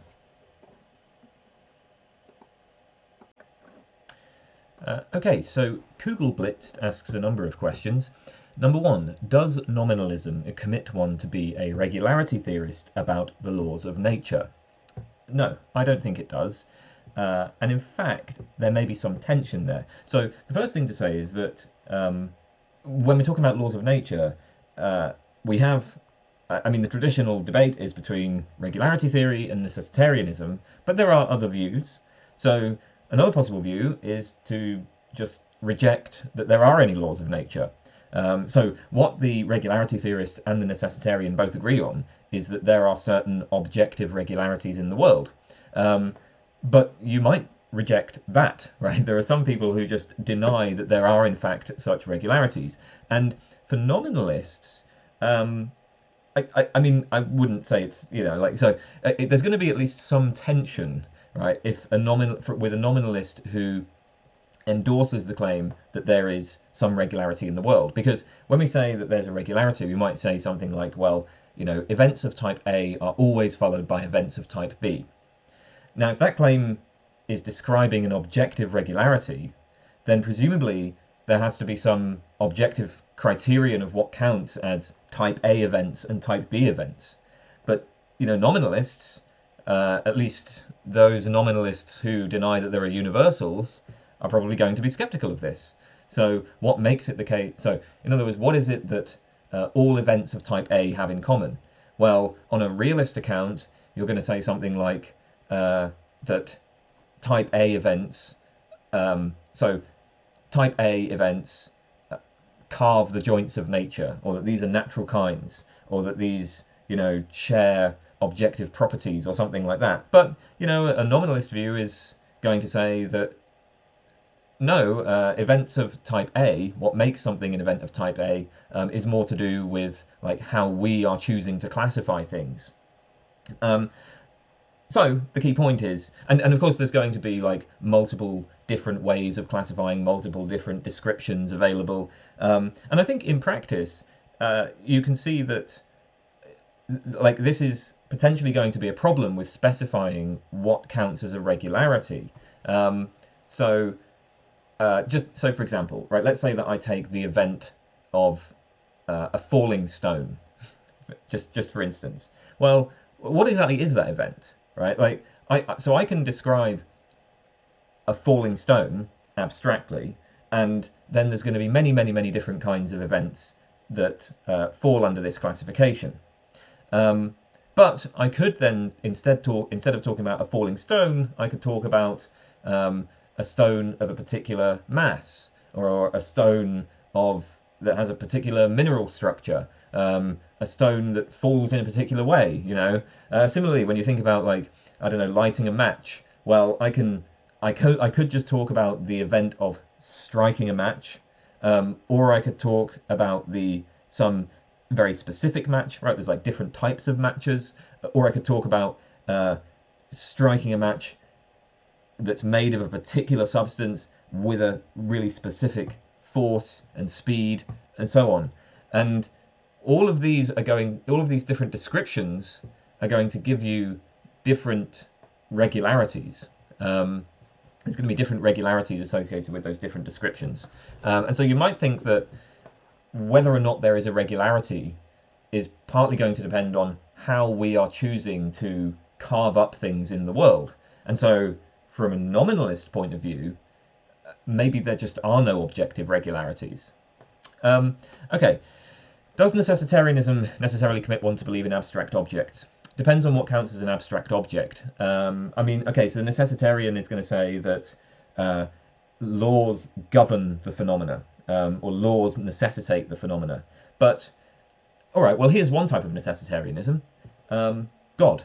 Right? God could be the governor. God could be the lawmaker. I mean, on this kind of view, we're taking the idea of laws very literally, right? Like, God is the one who lays down the laws. God is the one who necessitates things. So God is he's the kind of metaphysical glue that ties things together. Now, God is not usually thought of as an abstract object. So I think in the sense that maybe God could play the role of necessitating events, so that would be a kind of necessitarianism, but God is presumably not an abstract object.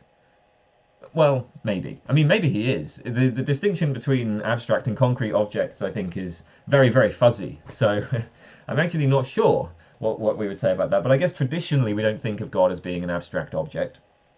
So I don't think necessitarianism commits you to believing in abstract objects. If someone believed the laws of nature were abstract objects, would it be possible for them to also believe that numbers were not abstract objects? Or does belief in the laws of nature being abstract necessarily entail mathematical Platonism? I don't see any necessary entailment then. I don't see any entailment there, no.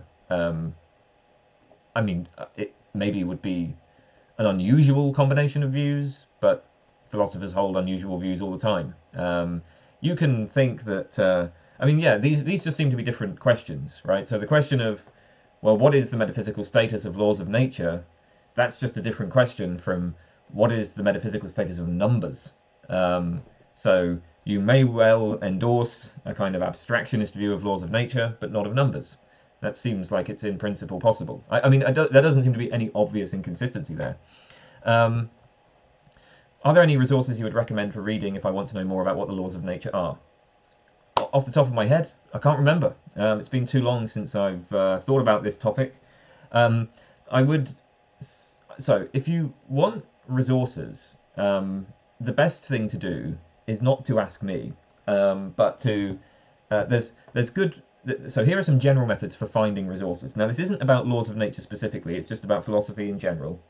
So one thing you can do is just look up laws of nature on the Stanford Encyclopedia of Philosophy or the Internet Encyclopedia of Philosophy, and then go to the references and just have a look at the articles that are cited in those encyclopedia entries.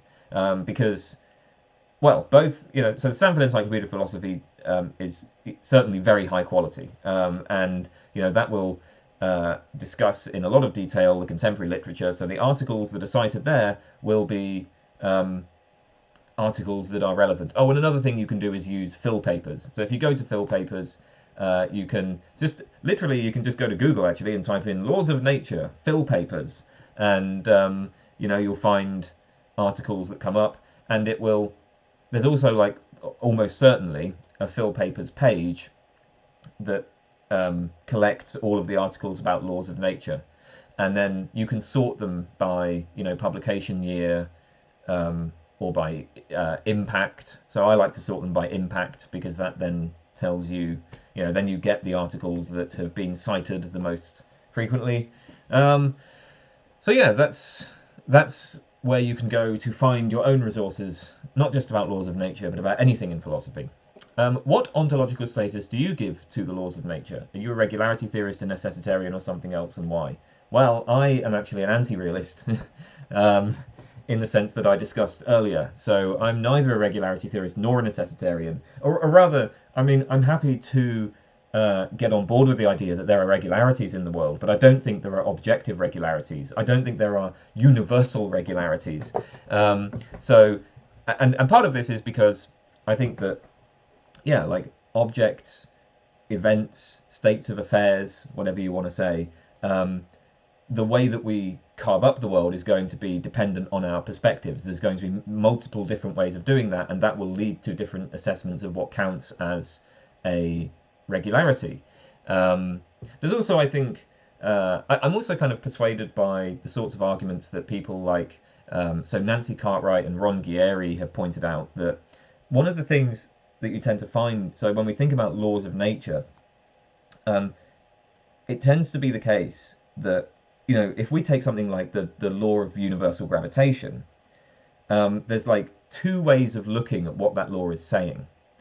So you could take it that the law, so if you say, all right, there's two masses, and they and the law is describing the relation between two masses, but in practice, because the law is describing the gravitational attraction between these two masses, the law ignores all of the other forces, right? So we're just ignoring, electromagnetism and other types of influences that might obtain between these two objects. And so if you take the law just at face value, then it's actually going to be false. There are going to be many objects that are just incorrectly described. So if you take the law of universal gravitation and you take,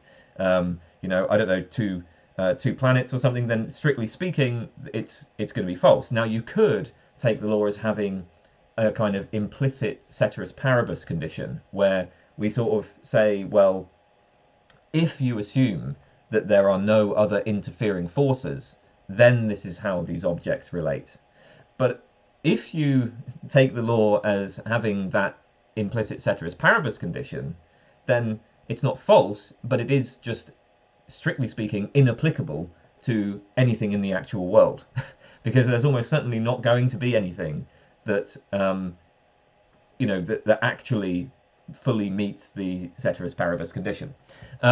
So, for reasons like this, I'm inclined to be an anti-realist about laws. Okay, so meta-ethics. Can you give okay, this is a ridiculous question, and I'm not going to answer it. I'm going to say, can you give a long list of arguments for and against moral realism and anti-realism? For example, realism has moral convergence and common sense. On the other hand, anti-realism has queerness, evolutionary debunking arguments. Among that list, what are the best arguments for moral realism and anti-realism? What are the strengths and weaknesses of some of these arguments? So basically what you're asking me to do is just explain the entirety of meta-ethics and then assess the arguments for and against moral realism. I mean, obviously I'm not going to do that in this video, but here's the great thing though. I already have done that in a whole bunch of other videos. So like, I mean, if you want the long list of arguments for and against moral realism and anti-realism, check out my playlist on metaethics. It's, at this point, pretty damn comprehensive. There's still a few things I haven't covered yet, which I will get around to in the future. But no, it's pretty comprehensive, so you should check out that. But obviously, it would take me like, like hours and hours and hours to answer this.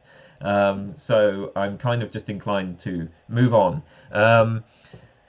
Okay, yeah. And then for moral realist or anti-realist philosophers, again, the philosophers that I mention in the metaethics videos, would realism or anti-realism have any effect on how we live if it turned out to be true? I find that I find it very unlikely that it would. I don't think it makes any practical difference. So both realists and anti-realists are capable of making moral judgments, right? We can, and they're both capable of feeling very strongly about their moral judgments. So I, as an anti-realist, can say slavery is wrong. You ought not to own slaves, and I could be really strongly motivated to act on that. Same goes for a realist. You know, the dispute about realism, anti-realism, is a dispute about, you know, like the So it's like, okay, what are we expressing when we make moral judgments? Are we expressing beliefs? Are we expressing attitudes? It's a question about metaphysics. It's like, okay, are there objective moral values? But these, I don't think are really, they're not practical issues. You know, if I make the judgment that slavery is wrong and I feel motivated by that, then, like, I mean, I'm going to prefer a world where there is no slavery. Both a realist and an anti-realist can do this. Moreover, I think that realists and anti-realists are going to make use of the same sort of tools of persuasion. So it's not just that we can express the same moral values, the same judgments, it's that when we engage in arguments with other people and we try to convince other people to come to our cause, we're going to make use of the same sorts of reasoning. Now, of course, a realist, you know, they can... like, here's the thing, right? What a realist can say is they can say slavery is wrong, but it's not just that. Slavery is objectively wrong. Slavery is stance independently wrong. So yes, a realist can, you know, slam their fist on the table, they can stamp their feet and say that slavery is objectively wrong. Anti-realists can't do that. So, I mean, there is that one thing, right, that realists can do that anti-realists can't. But I don't think that that particular rhetorical technique would be very convincing anyway. So both realists and anti-realists, like, let's say I encounter somebody who thinks that it's okay to enslave people, what would I say to them? Well, first of all, I might well appeal to shared values.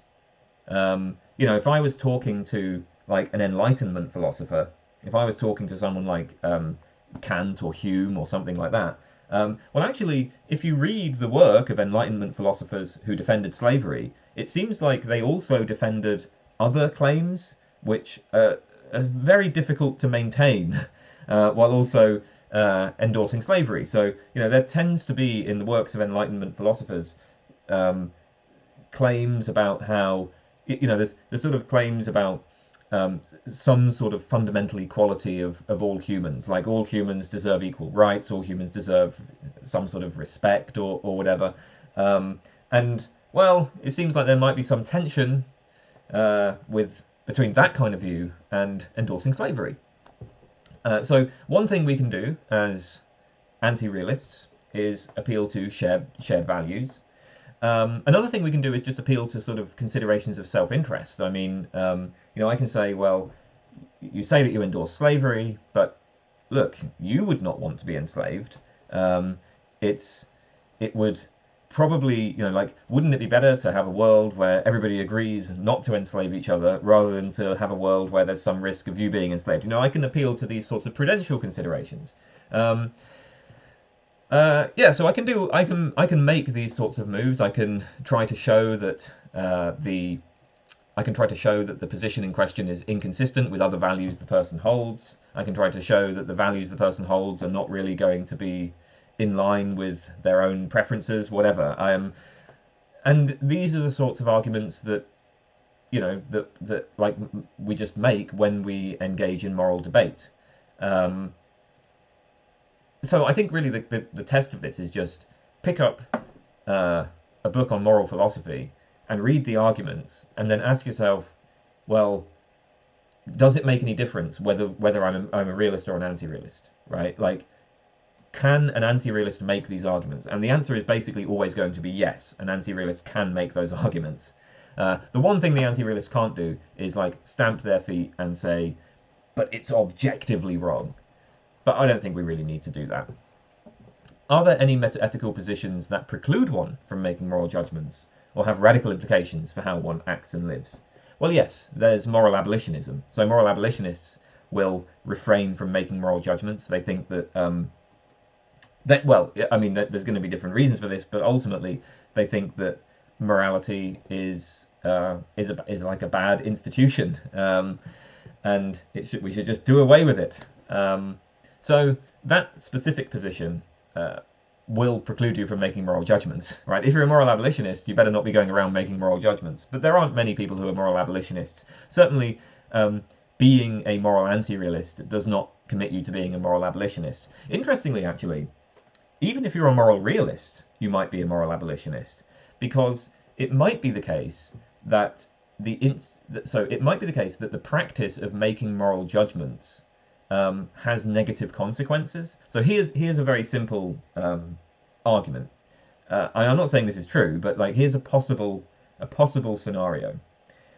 It might be the case that utilitarianism is correct, right? So let's say that I'm a moral realist and I endorse utilitarianism. So I'm just assessing things in terms of whether or not they maximize happiness. But then it turns out that there's a lot of empirical evidence that when people make moral judgments, this actually tends to reduce utility. Maybe people who make moral judgments are just more inclined to be dogmatic, or they're more inclined to impose their way of life and their values on others in some problematic way. Like, that could be the case. You know, there are people who have defended moral abolitionism who have made these sorts of claims. So we might think, all right, well, there are moral facts, right? So we're moral realists, but we ought to stop making moral judgments. So we could be moral abolitionists. So I just find that kind of interesting, right? Like, yeah, that moral abolitionism does not commit. So moral anti-realism does not commit you to moral abolitionism, and moral realism actually doesn't preclude moral abolitionism. But yeah, if you're a moral abolitionist, you won't be making moral judgments.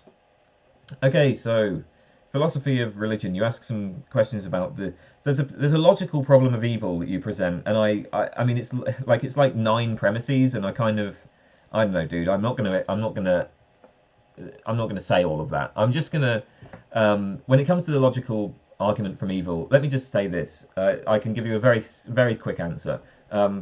I think that all of the different conceptions of God just suck, with the exception of the Cartesian conception of God. And so according to Descartes, God can do anything, absolutely anything, just completely limitless. It's not even limited by logic, not even logic or conceivability. So none of these logical arguments are going to have any force against a Cartesian conception of God. Yeah, if the Cartesian God exists, then the Cartesian God can realize contradictions. The Cartesian God can do things that are completely inconceivable to us. The Cartesian God can make square circles. So yeah, I mean, as far as I'm concerned, like, I think I'll put it this way. If I was going to believe in a God, I would believe in the Cartesian God. And the Cartesian God is not threatened by logical contradictions. So these logical arguments from evil just don't have any force against that. If God has no limits whatsoever, then the fact that, well, it would be contradictory for evil to exist and for God to exist doesn't matter. Doesn't matter. Okay. Does metaethics have much of an effect on arguments from evil? Well, I guess that it does insofar as if you are a moral anti-realist, then you're not going to think that there is objective evil in the world. But of course, if you're a moral anti-realist, maybe you wouldn't. I don't know. I mean, it's so if you're a moral anti-realist, you might not believe in God anyway. At least if we're assuming that God has to be omnibenevolent, right? Because, well, at least in like, so I guess the sort of the God of the philosophers, the God of like, I guess classical theism is what is it? Omnipotent, omniscient, omnibenevolent. So this God has certain moral properties. If you are an anti-realist, you're already going to deny that there are objective moral properties, so I guess you might well deny the existence of that God just on that basis. But then when it comes to arguments from evil, well, those arguments will appeal to some premise about there being evil in the world. And as an anti-realist, you're like, no. I mean, ultimately there are no objective properties of goodness or badness, or good and evil. I mean, maybe you can...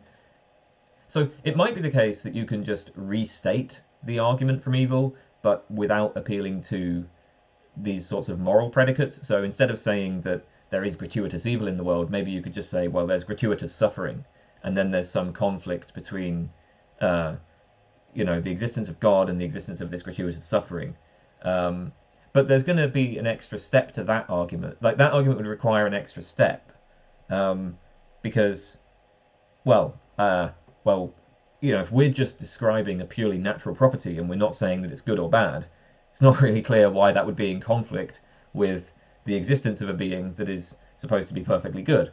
So yeah, no, I think that arguments from evil probably do need to appeal to there being objective moral properties. Of course, even as an anti-realist, I could give an argument from evil like just as a critique of the views of another person. So if I'm talking to somebody else and the person I'm talking to believes in God and they believe in objective moral properties, then I could present the argument from evil as a challenge to them. And I think that's how, you know, that's how it usually is presented, right? There would be nothing at all problematic about saying, well, look, there's this inconsistency or tension in your worldview, right? You believe in objective moral properties, you believe that there is objective evil, and that conflicts with your belief in God. Of course, I don't believe in objective evil, but so what? I'm not saying that there's a God. So, yeah. So yes, meta-ethics does have some interaction with arguments from evil, but I not a great deal. Okay, so I have had. Let me just check. Okay, where should I start learning philosophy if I'm not taking a class on it? Textbooks would be the best place to start. I mean, that's kind of a boring answer, but the truth is that like any philosophical field is like, it's one long conversation, and you need to have some understanding of the overall shape of the conversation before you like try to jump into the conversation, basically.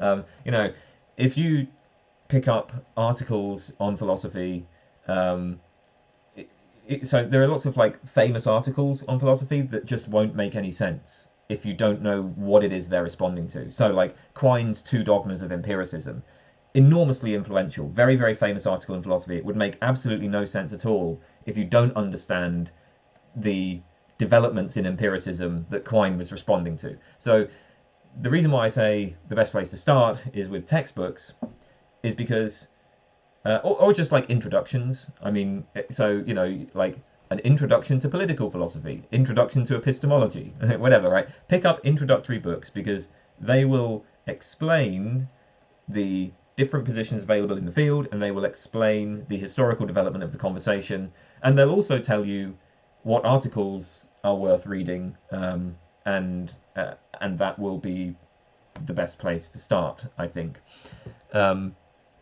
How do I formulate good arguments for a philosophical position? Are there any tips and tricks? I don't know. I mean, just read lots of philosophy. and then you will kind of learn how it works. Yeah, the more you read, the better you'll be.